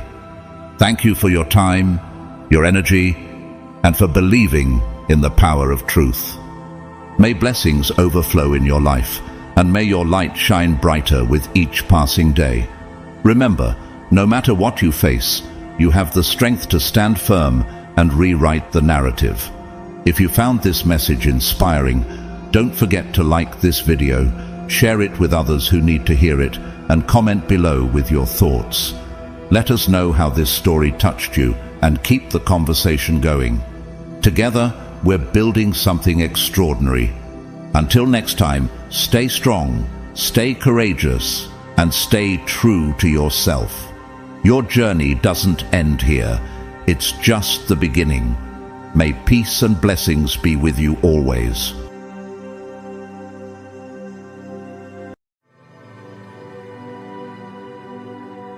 They called you crazy. They mocked your words, dismissed your warnings, and ridiculed your vision. To them, you were nothing more than a dreamer lost in delusion, a fool blinded by things they could not see. They whispered behind your back, laughed in your face, and rolled their eyes whenever you spoke of the truth that burned within you.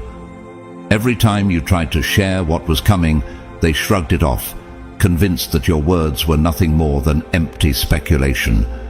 But now everything you spoke of is manifesting before their very eyes. The very things they ridiculed you for are unfolding in ways they can no longer deny. And suddenly, the laughter has stopped. The whispers have turned into stunned silence. The very same people who once looked at you with condescension are now looking at you with uncertainty, perhaps even fear. Why? Because the reality they swore would never happen is now standing right before them, undeniable and terrifying. Chosen one, this is your moment. You are not crazy. You never were. The vision you carried, the warnings you gave, the truth you held onto so firmly, it was real all along. And now, the weight of that truth is pressing down on them like a storm they never saw coming. They called you a lunatic because they couldn't comprehend what God had revealed to you. They mocked what they didn't understand, assuming their ignorance was wisdom. But truth does not bow to the blindness of the crowd, it prevails. And through it all, you stood unwavering. You saw what they refused to see. You sensed the shift before the rest of the world even thought to look. While they clung to illusion, you embraced revelation. While they laughed, you listened. And when they pushed you aside, you pressed forward. They tried to make you feel like an outcast, but in reality, you were set apart. You were chosen for a reason. If you're here right now, this is not by accident. This message was meant for you, and deep down, you already know it. Everything they mocked, everything they doubted, everything they tried to suppress is now unfolding, just as you always knew it would. This is your confirmation. Press 999 in the comments if you feel this truth resonating in your spirit. Let the world know that you see what they couldn't, that you stood firm even when they tried to shake your faith. And to every single one of you who has supported this mission, who has stood in truth, who has believed in what the world tried to silence, I see you, I honor you, and I thank you from the depths of my heart. Your faith is more than just a number in an algorithm. It is part of a movement, a divine calling, a revelation that cannot be ignored. For those who have given through super thanks, your generosity is a seed planted in fertile ground. And I pray that God blesses you abundantly in ways beyond what you can imagine. Your support fuels this message, allowing the truth to reach those who need it most. Now, let's go deeper. Stay with me until the end, because by the time we're done, you won't just hear the truth. You'll own it. Everything is shifting. Everything is aligning. And what happens next will change everything. Are you ready? Let's begin. God's chosen ones. They called you a lunatic, but your crazy talk just manifested before everyone. There was a time when they laughed, when they dismissed every word you spoke as madness, as the ramblings of someone lost in delusion. They called you a lunatic, a fool who couldn't see reality for what it was. But now, reality has struck them with such force that the laughter has died in their throats. The very things they mocked have unfolded before their eyes, and the truth they once rejected stands tall, casting a shadow over their fragile illusions. They ridiculed you because they feared what they could not understand. They denied you because they could not control you. But ignorance is not protection. It is a ticking time bomb. And now that bomb has exploded right in their faces. What they once dismissed as impossible is happening piece by piece, each event unfolding with an eerie, undeniable precision. You, the one they scorned, the one they cast aside, were right all along. And now they feel it. The weight of your words, the truth they ignored, presses down on them like a storm they can no longer escape. Their smirks have faded, their arrogance shattered, and in their eyes you see the unmistakable flicker of fear. This moment is nothing new. Even in biblical times, the chosen ones faced mockery and rejection before the truth revealed itself. Consider Noah. He warned the people of an impending flood, yet they scoffed at him. They called him a madman, building an ark when not a drop of rain had fallen. But when the skies darkened and the waters rose, it was too late. For as in the days before the flood, they were eating and drinking, marrying and giving in marriage, until the day that Noah entered the ark, and did not know until the flood came and took them all away. Matthew 24:38-39. Noah's crazy talk became undeniable reality. And what about Joseph? His own brothers mocked him when he spoke of his dreams, visions of leadership and power. They ridiculed him, betrayed him, and sold him into slavery. But years later, as he stood as ruler of Egypt, those same brothers bowed before him, just as his dreams had foretold. You intended to harm me, but God intended it for good to accomplish what is now being done, the saving of many lives. Genesis 50:20. Like Joseph, you were never wrong. They were simply not ready to see the truth. Today, history repeats itself. How many visionaries have been labeled insane, only to be proven right? Think of Nikola Tesla, once mocked for his theories on wireless energy, only for science to validate his discoveries long after his time. Or Galileo. condemned as a heretic for suggesting that the earth revolved around the sun, a truth that would later reshape our entire understanding of the universe. Their madness was simply knowledge beyond its time. And you, chosen one, have walked in those very footsteps. You have endured the fire of doubt, stood firm against the storm of mockery, and now you stand on the other side, untouched, unwavering. The very thing they used to break you, your ability to see beyond the illusion, has now become your greatest power, and they hate it. They hate that you are still standing. They hate that after all their attempts to silence you, you have only grown stronger. They wonder how you knew, how you saw what was hidden from them. They whisper behind closed doors, scrambling to make sense of what they once denied. But deep down, they already know the answer. They were never meant to understand. Not everyone is built to see beyond the surface. Some people are here only to follow, to exist in the comfort of their illusions, to deny what frightens them. But not you. You were born with vision, with an inner knowing that has always set you apart. And now, they are forced to confront the reality they once refused to acknowledge. Soon they will return. Some will pretend they always believed you. Others will seek your guidance, hoping to rewrite history and erase their shame. Some will try to twist your truth into their own, and some, in desperation, will attempt to drag you back into their world, as if they can still control the narrative. But you owe them nothing.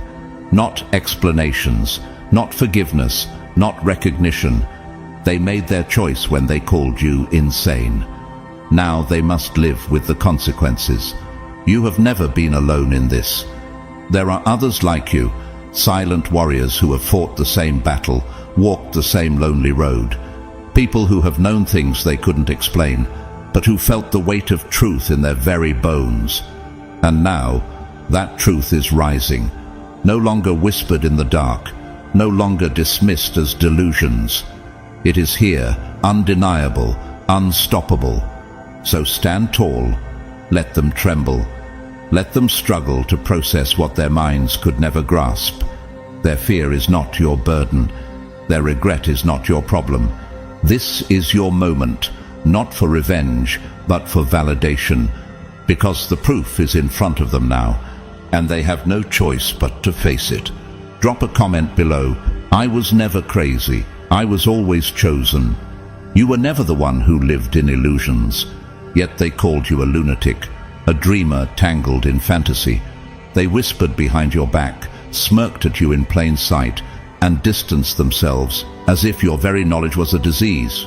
Why? Because society operates under one unspoken rule: conform or be cast out.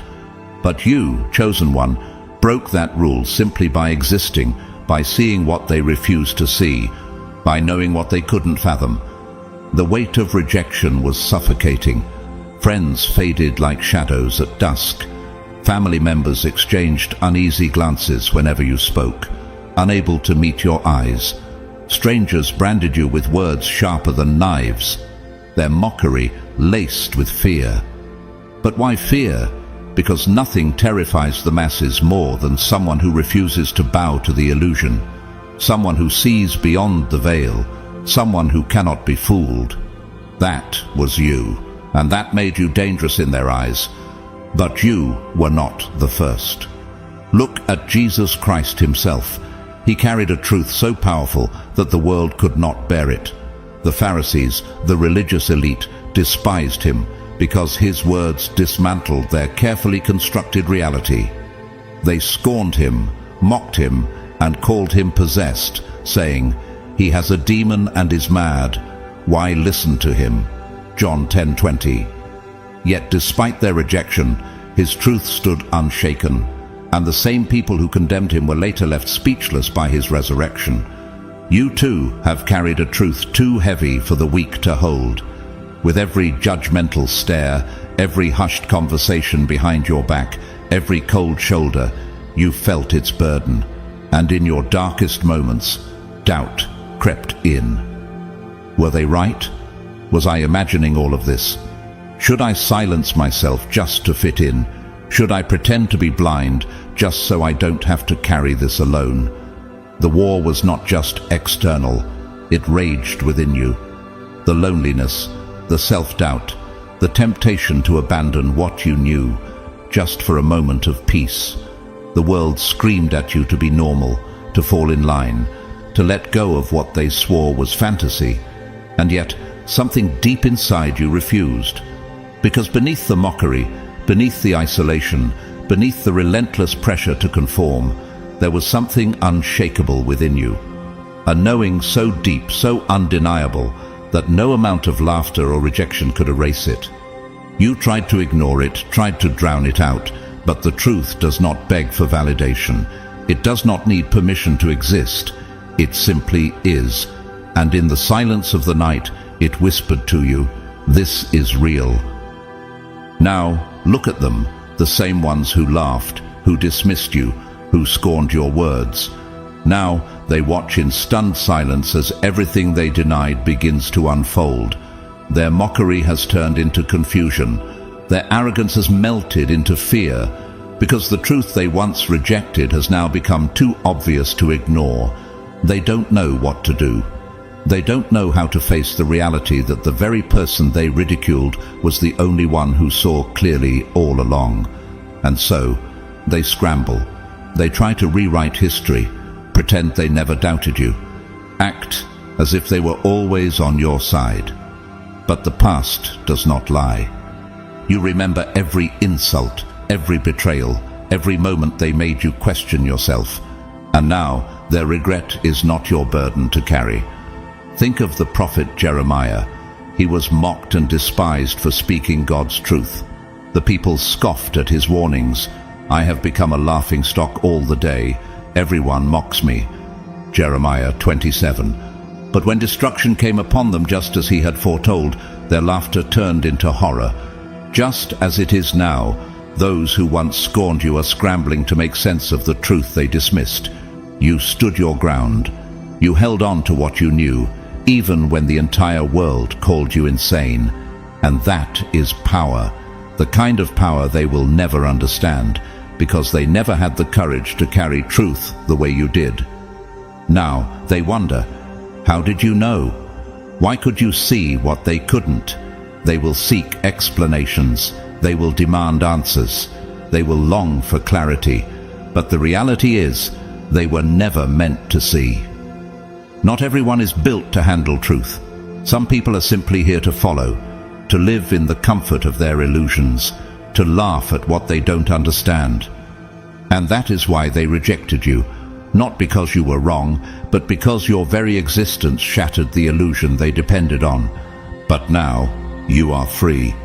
Free from needing their approval, free from seeking their understanding, free from the weight of their ignorance. The burden of truth was never meant to break you. It was meant to set you apart. So let them watch. Let them scramble to make sense of it. Let them wrestle with the realization that they were blind while you saw clearly. You owe them nothing. Not explanations, not apologies, not acceptance. They made their choice when they turned their backs on you. Now, they can live with it. The strongest souls are always forged in the fires of ridicule. The world has always laughed at those who dared to see beyond the illusion. But today's lunatic is tomorrow's legend. They called you mad, tried to cast you aside, but they could never strip away the purpose that burned within you. Every insult, every scoff, every moment they dismissed you was never proof of your weakness. It was proof of their fear. And now, look at them. The laughter that once echoed so loudly has faded into silence. The certainty they clung to, as if it were a crumbling wall, is now shaking beneath them. Why? Because you, the very one they ridiculed, were right all along. They never had power over you. All they had was noise, a desperate attempt to drown out the truth that made them uncomfortable. But the thing about truth, it doesn't need approval, it doesn't require permission, it doesn't depend on the masses to believe in it. Truth stands on its own, waiting patiently for time to catch up. And now time has arrived. Every word they mocked, every vision they scoffed at, every warning they laughed off, it is all unfolding piece by piece, undeniable and inescapable. They cannot pretend anymore. They cannot rewrite the past. Their own memories betray them, forcing them to recall the times they sneered, the times they dismissed you as a fool. And now their disbelief has turned into unease. Their smirks have melted into shame, because there is nothing more terrifying than realizing the person they mocked was telling the truth the entire time. This is not the first time the world has treated truth seekers this way. The Bible is full of men and women who were ridiculed for their divine vision, only to be vindicated by time. Look at Noah. People laughed as he built the ark, mocking his belief that a great flood was coming. Yet, when the rains began to fall, those same people pounded on the doors of the ark, desperate to escape the fate they once called a delusion. They knew nothing about what would happen until the flood came and took them all away. Matthew 24:39. Or consider Jesus Christ himself. He spoke the truth, performed miracles, and yet was ridiculed, spat upon, and condemned to die. The crowd jeered as he carried his cross, unaware that the very one they mocked was their Savior. But 3 days later the silence was deafening. The empty tomb became the proof that could not be silenced. His resurrection was the ultimate validation, proving once and for all that the truth always prevails. This pattern repeats throughout history. Galileo Galilei was labeled a heretic for declaring that the earth revolved around the sun. His ideas were condemned, his discoveries ridiculed, and yet centuries later the world acknowledges him as a visionary. Joan of Arc, a teenage girl, claimed to have divine visions that led her to victory in battle. She was burned at the stake for what they called blasphemy, but history now honors her as a saint. Their madness was simply knowledge ahead of its time, and so was yours. You were never just another face in the crowd. You were never meant to be ordinary. The weight of your sight, the depth of your understanding, the knowing that stirred in your soul, this was never a burden. It was a mark, a seal of something greater. But the blind will always fear those who see. You stand among giants, the misunderstood, the exiled, the mocked, the ones whose visions were labeled as madness until the world was forced to admit they were right, the ones who stood firm while the crowd jeered, only to have history rewrite their names in gold when the truth could no longer be denied. Now they will pretend they never doubted you, pretend they always saw the signs, pretend they didn't try to break you when you were at your lowest. But the past does not lie. You remember every insult, every betrayal, every moment of loneliness when their voices were louder than your own. But you did not fold. You did not cave. You held the line. And now, the very weight they tried to use to crush you has become your crown. You are not here for revenge. You are not here to convince them. You are here to stand, to be the proof that truth cannot be silenced, to be the living reminder that their laughter was never an indication of your weakness, but a reflection of their fear. Let them feel the weight of their mistakes. Let them struggle with their regret. Let them wrestle with the fact that the person they called insane now walks ahead of them, untouched, unshaken, vindicated. You were never just a lunatic screaming into the void. You were a force, unrecognized but unstoppable, a voice that could not be drowned out, a storm they tried to ignore until it was right above their heads. And now, here you stand, watching as their illusion crumbles at their feet. You owe them nothing, not explanations, not forgiveness, not a place in your future. They had their chance. They made their choice. The heaviest burden for God's chosen ones is not merely seeing what others refuse to acknowledge. It is watching them dismiss the truth until it becomes their greatest nightmare. They laughed when you spoke, ridiculing your warnings as the ramblings of a fool lost in fantasy. Every word you uttered was met with smirks, every prophecy dismissed as nonsense. Yet was Noah not mocked in the same way? Did the people not scoff at his ark as they went about to their lives, oblivious to the storm that was forming? They refused to believe, but the flood came, and by then it was too late. They could not comprehend that the world they held onto so desperately was built on fragile illusions. Their arrogance blinded them to the cracks forming beneath their very feet. But here is the truth. Reality has never needed their belief to exist. Truth stands unshaken, regardless of how fiercely they deny it. And now, before their very eyes, everything you foretold, every word they dismissed as madness, has become the undeniable reality they are forced to face. The laughter has died down, replaced by hushed whispers of fear. Their certainty has crumbled into confusion, just as Pharaoh's heart once hardened against Moses, refusing to heed the warnings until the plagues left Egypt in devastation. You were never speaking nonsense. You were never lost. You simply saw what they refused to acknowledge, and for that they tried to silence you, bury you beneath their ridicule, because nothing is more dangerous to the blind than the presence of one who sees. Do you not remember how Joseph's brothers treated him? They scoffed at his dreams, threw him into a pit, and sold him into slavery. Yet, years later, they bowed before him just as God had shown him. Is history not repeating itself through you? Those who bring revelation have always been met with resistance. Every great awakening, every shift in understanding was once branded as insanity. Even Jesus himself was accused of blasphemy, his wisdom ridiculed by those who clung to their traditions rather than open their hearts to God's truth. And yet, the stone the builders rejected became the cornerstone. The world has never been kind to those who walk in divine wisdom ahead of their time. But when the moment of vindication comes, when the very fabric of reality confirms your words, there is no more running, no more hiding, only the weight of their own denial crushing them. Now they will question themselves. How did they miss the signs? Why did they refuse to listen? Was their pride worth the price of blindness? But that is no longer your burden to carry. You were never sent to make them comfortable. You were never chosen to convince them. Your purpose has always been to see and to move forward, whether or not they chose to walk beside you. Did Jesus beg the Pharisees to accept him, or did he continue his mission regardless of their rejection? So let them sit in the ruins of their illusions. Let them wrestle with the truth they once mocked.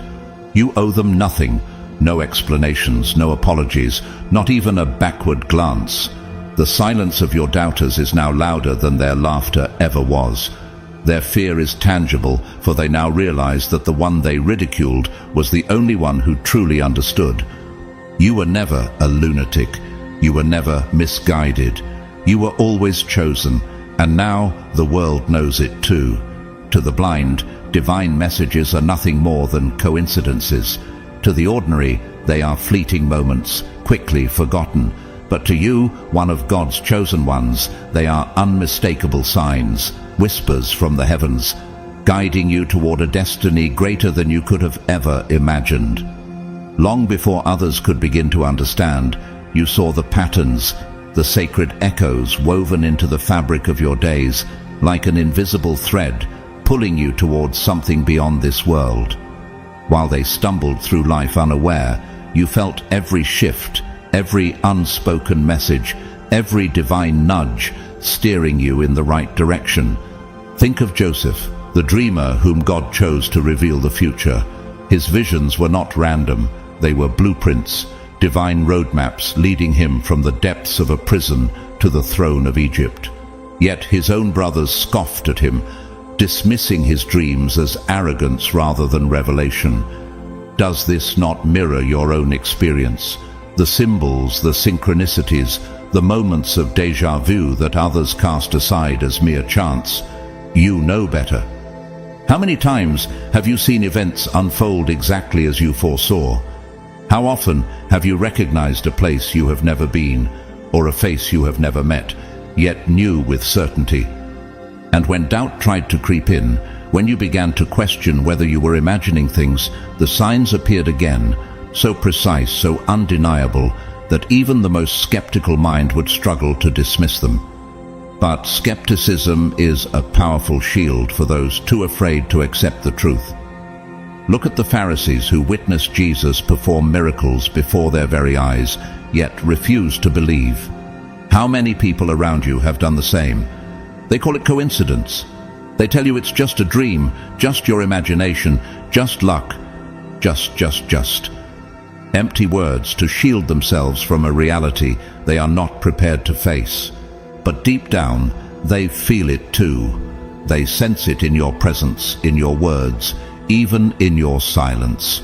Your very existence disturbs their carefully constructed illusion. It forces them to question, to confront what they have spent their lives avoiding. That is why they dismiss you so quickly, why they cling to their doubts so tightly. Because if they acknowledge that you are right, they will have to face everything they have denied for so long. But here is the truth. You do not need their validation. You never did. Did Noah need the approval of the masses before he built the ark? Did Moses require Pharaoh's belief before he led Israel to freedom? The voice of God does not waste time whispering to those who refuse to listen. It calls to those who are meant to hear, to those who are meant to act. And you, chosen one, have been called. That is why your journey has never been ordinary. That is why the distractions of this world have never satisfied you. That is why the signs keep appearing, relentlessly guiding you toward your true path. Every number, every pattern, every dream, pieces of a puzzle designed uniquely for you. The question is no longer whether the signs are real. The question is, will you listen? When you see what others ignore, you walk a path few dare to tread. Awakening is not a gift wrapped in comfort. It is a refining fire, one that burns away illusions and leaves you standing in a world that no longer feels like home. Have you ever felt like an outsider, like you were observing life from a place others could not perceive? That is because you were never meant to blend in. Where others drift through life in a haze of distractions, you see beyond the surface. You feel the energy shifts, notice the patterns, and hear the unspoken messages woven into reality itself. They call it coincidence, but you know better. But understanding the language of truth requires more than passive observation. It demands a mind that questions, a soul that listens, and a heart strong enough to accept what most people refuse to acknowledge.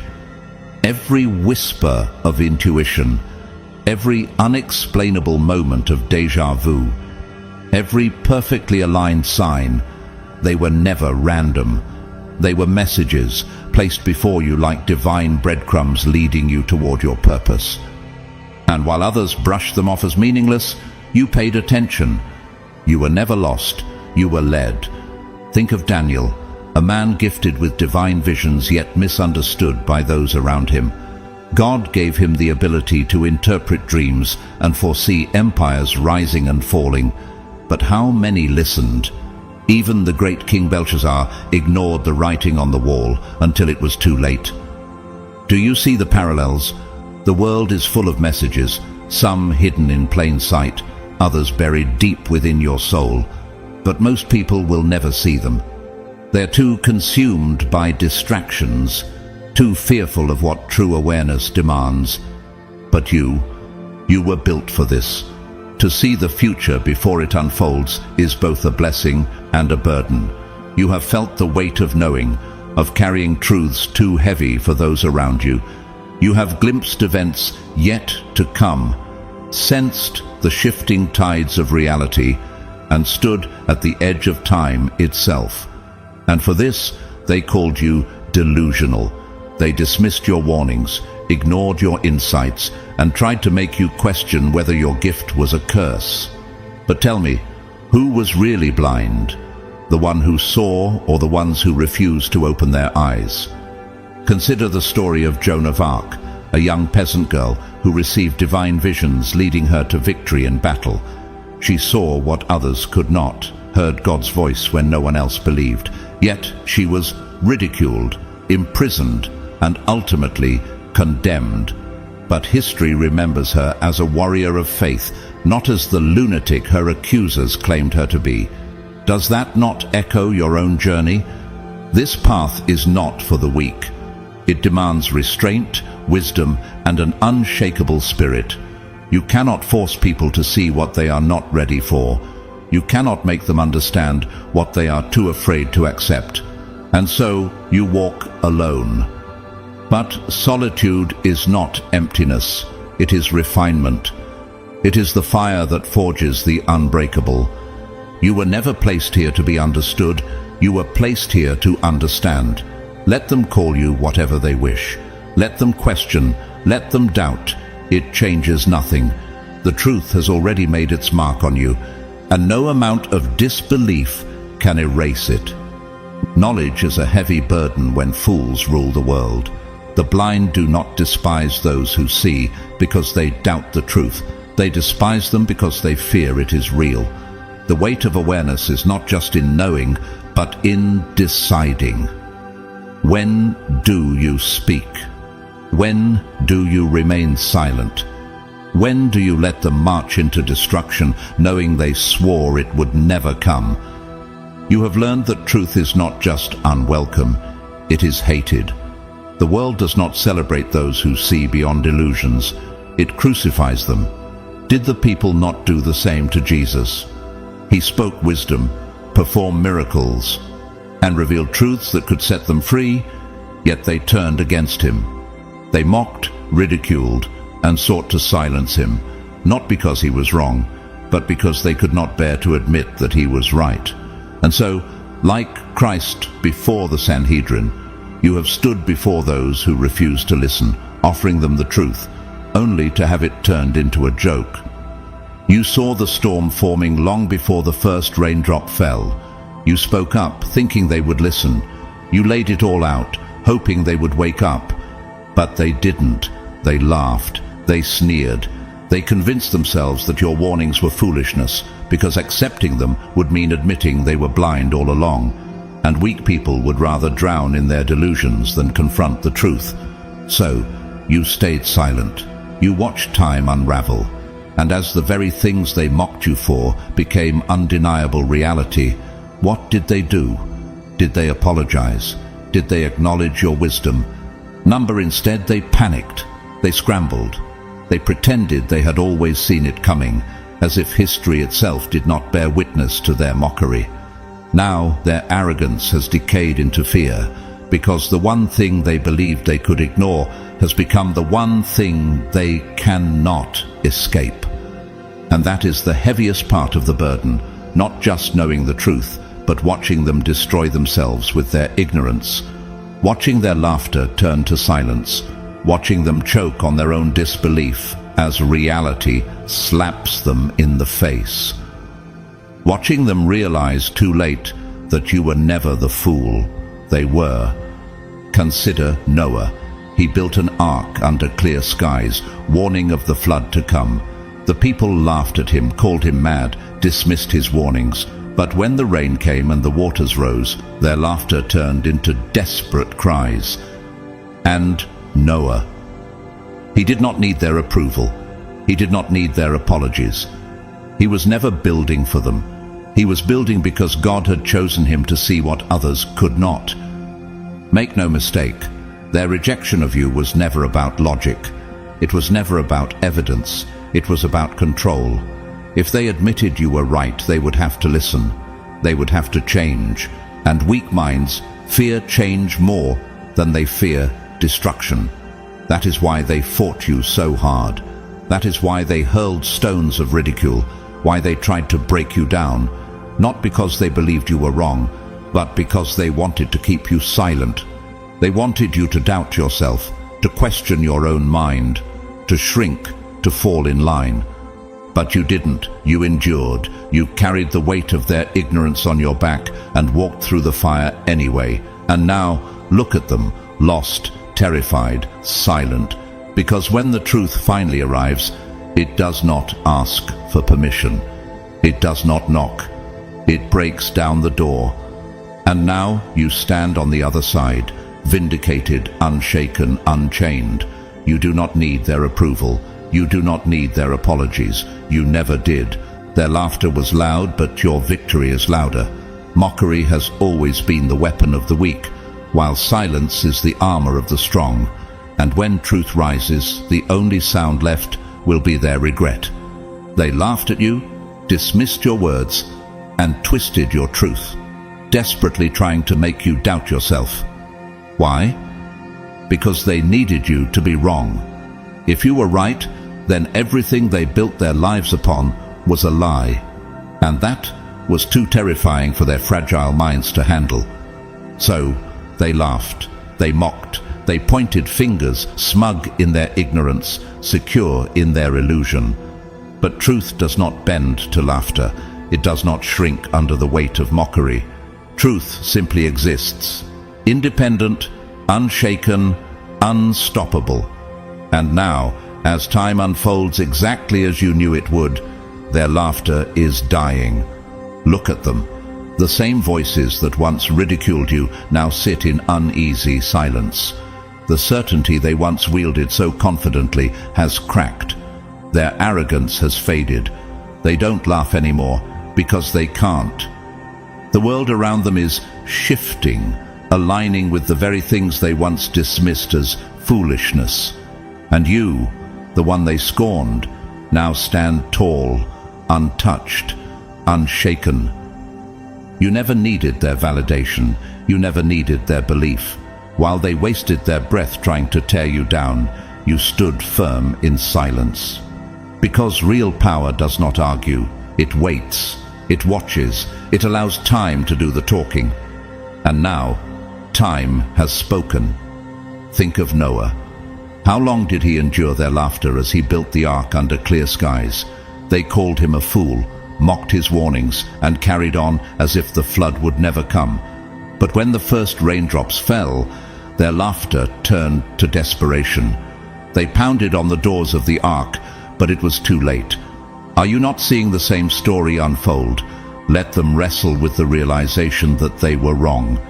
Let them feel the weight of their own ignorance pressing down on them. You do not need to say a word. Your very existence is proof enough. You were never just another lost soul searching for meaning. You were never just a dreamer with wild thoughts. You were chosen, built differently, gifted with the ability to see what they could not. And that alone made you dangerous in their eyes. Because nothing unsettles the blind more than someone who refuses to close their eyes. Now, they will scramble. They will try to make sense of what is happening, attempt to downplay it, twist it, rewrite history to avoid facing the truth. But deep down, they know, they feel it, and no amount of denial will erase the fact that the one they scorned was the one who saw clearly all along. So stand in your power. You owe them nothing, not explanations, not apologies, not a chance to rewrite history. Let them sit in their silence. Let them feel their regret. This is not their moment. It is yours.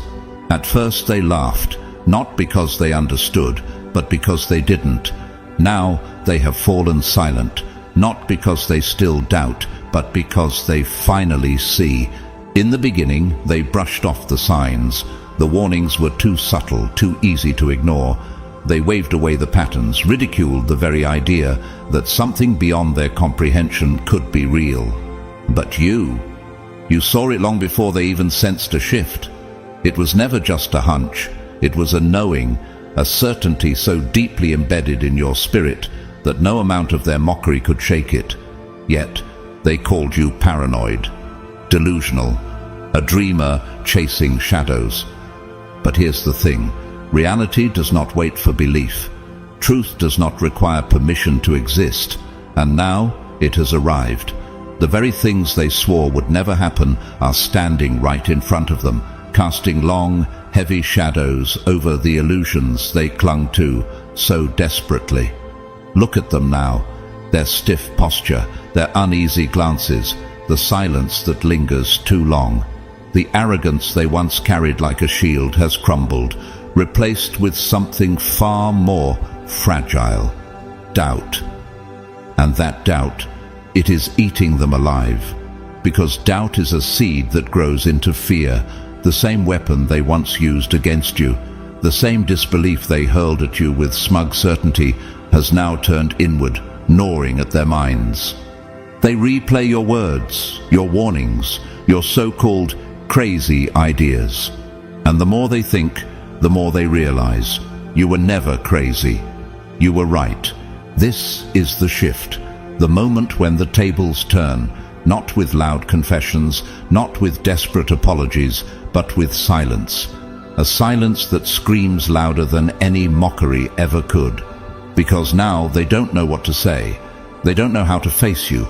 They don't know how to reconcile the fact that the one they dismissed as a fool is now standing in the undeniable truth. Who are you now?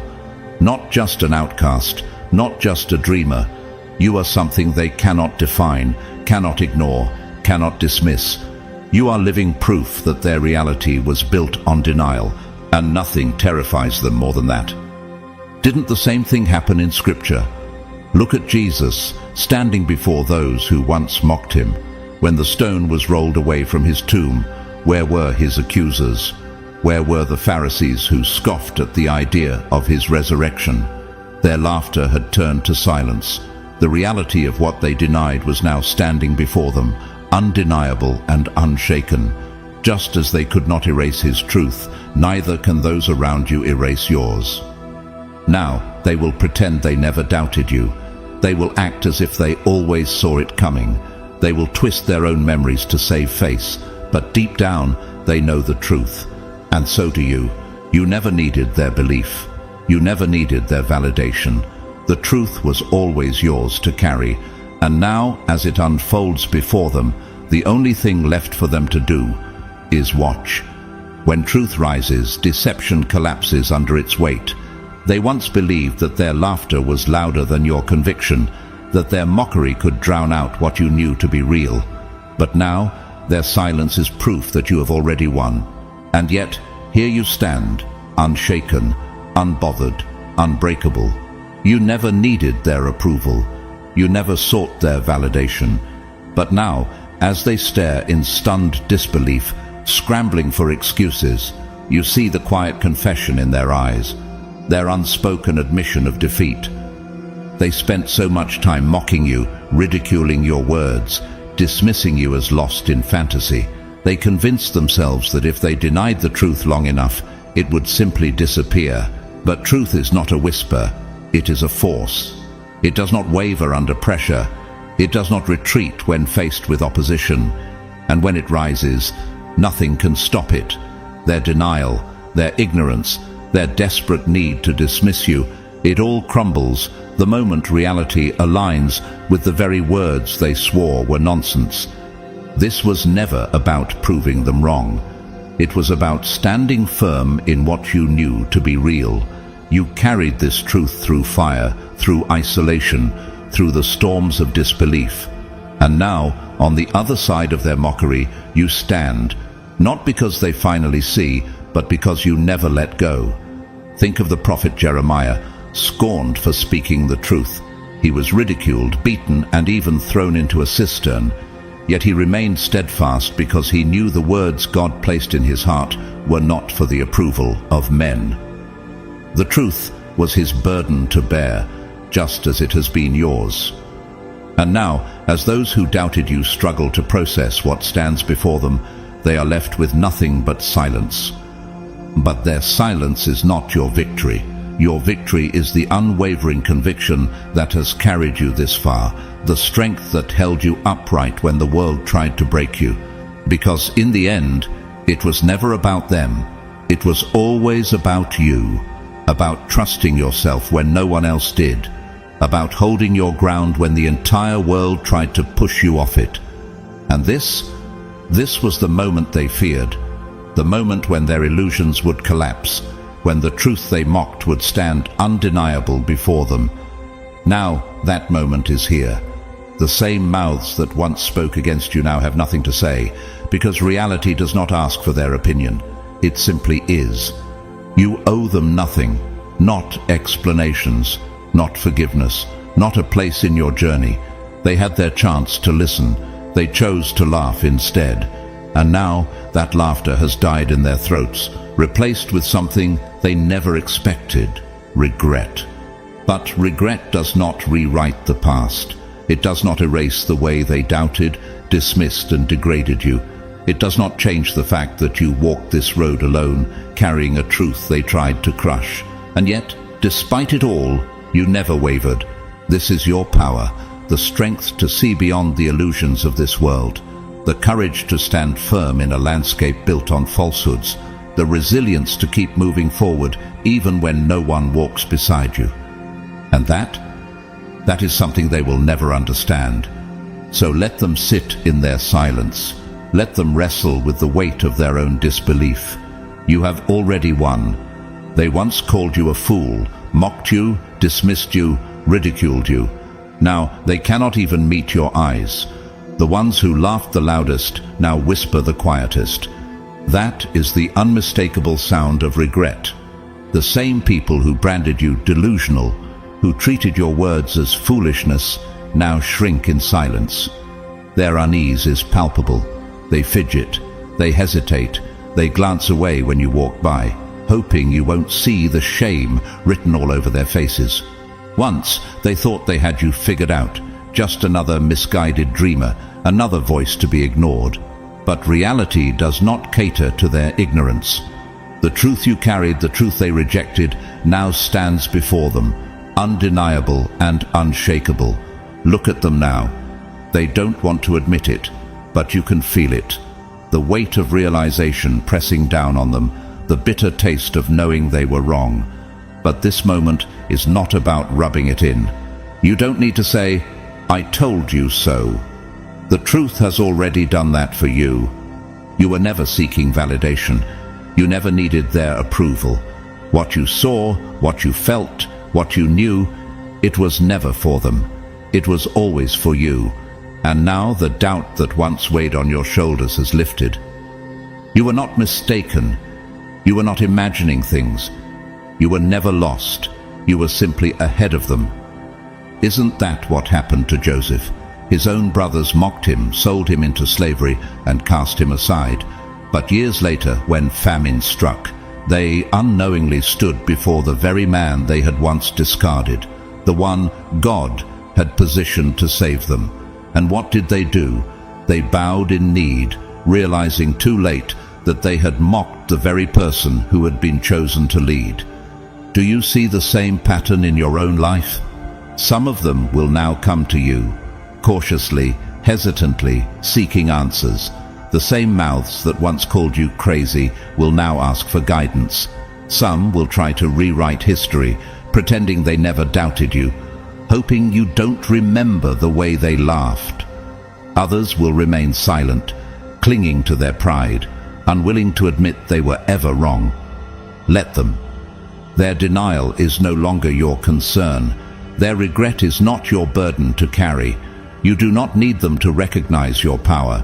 You do not need their apologies. You do not need their acceptance, because the truth does not require permission to exist. And you have outgrown the need for their understanding. What matters now is the path ahead, the purpose that has always driven you forward, the calling that never wavered, no matter how loud the world tried to drown it out. You were never meant to be one of them. You were never meant to blend in. You were always set apart. And now, as the illusion crumbles around them, you step forward, stronger than ever. Let them watch. Let them wonder. Let them struggle to process what has already been written. You have nothing left to prove. You were never the fool they claimed you to be. When the doubters fall silent, your purpose speaks louder than ever. They once laughed because they didn't understand. Now they stay silent because they finally do. But their silence is not your victory. It is merely confirmation that you never needed their validation in the first place. The weight of their doubt, their rejection, their ridicule, it was never meant to define you. It was only meant to refine you. And now with every step forward, you leave them behind. Not out of spite, not out of bitterness, but because they were never meant to walk this path with you. You have nothing left to prove. No arguments left to win.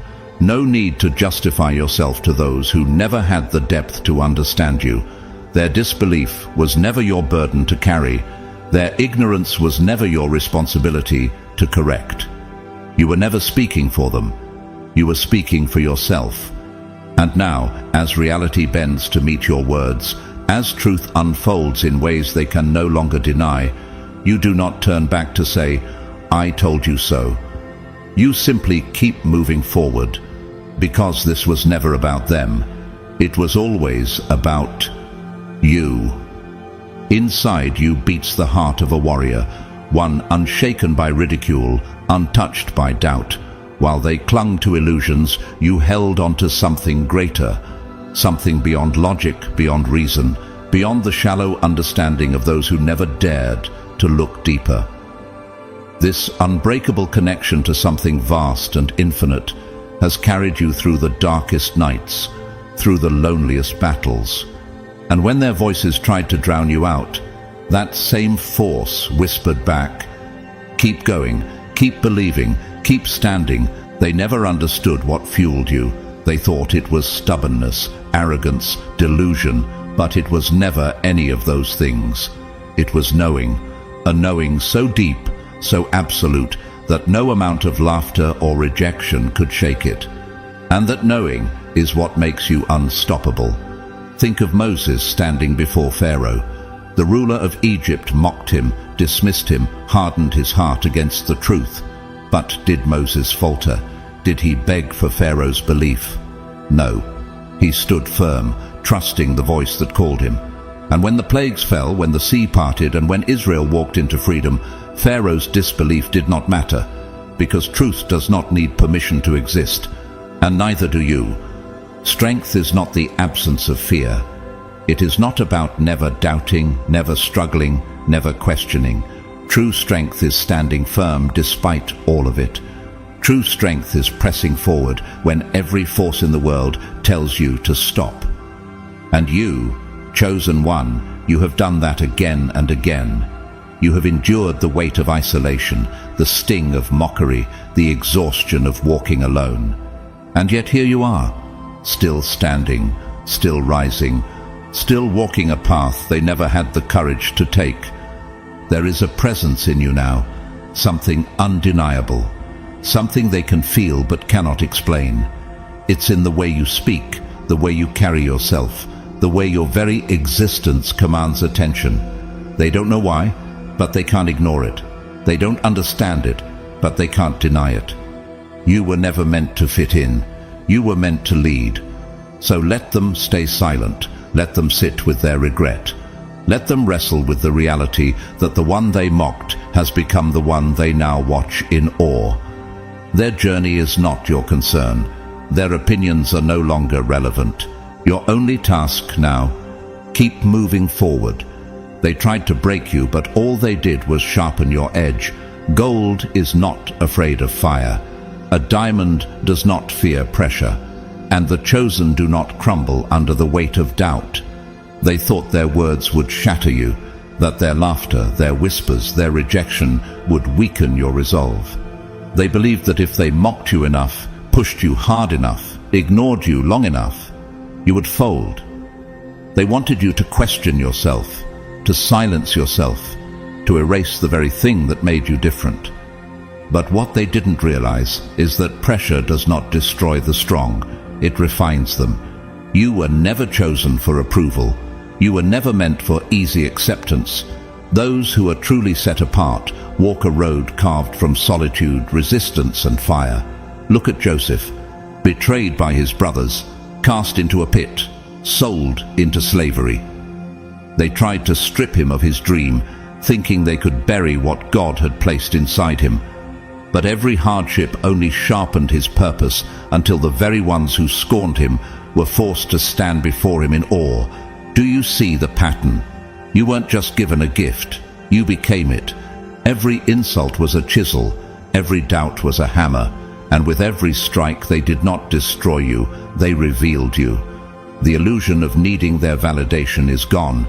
The false comfort of fitting in has burned away. What remains is something unshakable, something undeniable. They do not understand you, and they never will. Not because you are lost, but because they are. Their world is built on illusions, and they cannot fathom someone who refuses to live in the same dream. They stumble through life with closed eyes, mistaking ignorance for safety, mistaking conformity for wisdom. And when someone like you comes along, someone who sees, it terrifies them. That is why they tried to strip you down. Not because you were weak, but because you were dangerous to the illusion they cling to. A single flame can expose the darkness. And you are the wildfire they cannot control. You never needed their recognition. You never needed their approval. What you have is something deeper, something ancient, something unstoppable. Think of Jesus. He stood before rulers, priests, and the crowds, unshaken by their scorn. They tried to break him with lashes, with a cross, with thorns. But what did he say? It is finished. Not because he was defeated, but because he had completed his purpose. They did not destroy him. They only fulfilled what was already written. And just like that, this is not simply a path you walk. It is something written in your soul. You do not merely follow a calling, you embody it. Every step you take, every truth you hold, is a testament to the power that runs through you. The world will always resist those who carry truth. It will always try to break those who stand apart. But you are beyond their reach now. Let them talk, let them sneer, let them cling to their illusions. Because when they look at you now, they do not see someone they can break. They see someone they failed to destroy. They threw stones to break you, but all they did was sharpen your edges. They believed their mockery would weaken you, that their laughter would strip you of your power and silence you into submission. But they failed to understand something fundamental. Pressure does not destroy the strong. It refines them. Like fire purifying gold, their ridicule did not consume you. It burned away the last remnants of doubt, leaving behind something indestructible. What they never realized is that every rejection, every insult, every time they cast you aside, it was never a punishment. It was preparation. They thought they were tearing you down, but all they did was force you to build yourself from the inside out. You learned to rely on something deeper than their approval. You learned to trust your own knowing, your own strength, your own path. Where others crumbled under the weight of rejection, you became unshakable. They wanted you to break. Instead, you transformed. They wanted you to disappear. Instead, you became impossible to ignore. This journey was never meant to be easy. Those who carry truth will always walk through fire, and that fire, it was never sent to destroy you. It was sent to cleanse you, to strip away illusions, the need for validation, the weight of caring what they thought. Look at Joseph, rejected by his own family, betrayed and sold into slavery. They believed they had erased his destiny, cast him into obscurity. But what did God do? He used their betrayal to place Joseph in Egypt, where he would rise in power and become the very one they would need to survive. What they meant for harm, God turned into preparation. Every battle, every scar, every moment of solitude, it all shaped you into what you are now. Untouchable, undeniable. Look at you now. The same ones who laughed are suddenly silent. The same ones who mocked you now watch you in awe. And deep down, they know they never had power over you. They only had noise. And noise fades. You don't owe them explanations. You don't owe them forgiveness. You owe yourself the recognition of what you have survived, of what you have become. The mockery that was meant to break you has become the foundation of your strength. Let them live with their regret. Let them struggle with their realization. That is no longer your burden to carry. There was a time when they laughed at you, dismissed you, and labeled you as a fool. They called you delusional, convinced that your visions and convictions were nothing more than wild fantasies. But what they failed to understand is that a blade is not born sharp. It is beaten, burned, and broken until it becomes unstoppable. Every trial you endured was never meant to destroy you. It was refining you, forging you into something unshakable. Every insult was a hammer striking metal. Every moment of rejection was the fire purging impurities. And every lonely night was a test to prepare you for something far greater. They believed they were breaking you, but in reality, they were sharpening you. Can you see now that your suffering was never in vain? That every setback was secretly preparing you for a divine setup? They assumed their words would define you, that if they called you crazy enough times, you would start believing it. They thought isolating you would force you to crawl back, desperate for approval. But they underestimated one thing. You were never meant to be like them. You were never built to conform to their shallow, temporary world. The very struggles they saw as your downfall were, in truth, your ascension. Even Christ himself faced this. When he declared the truth, they mocked him. When he healed the sick, they accused him of blasphemy. And yet, in the end, the stone that the builders rejected became the cornerstone. Psalm 118, verse 22. Do you feel the shift in the atmosphere? The same ones who once mocked you are now watching, silent and unsettled. They can no longer deny what is unfolding. The truth they ridiculed has begun to manifest before their very eyes. Think of Nikola Tesla, the brilliant inventor whose ideas were deemed outlandish. They laughed at his dreams of wireless energy, calling him a madman.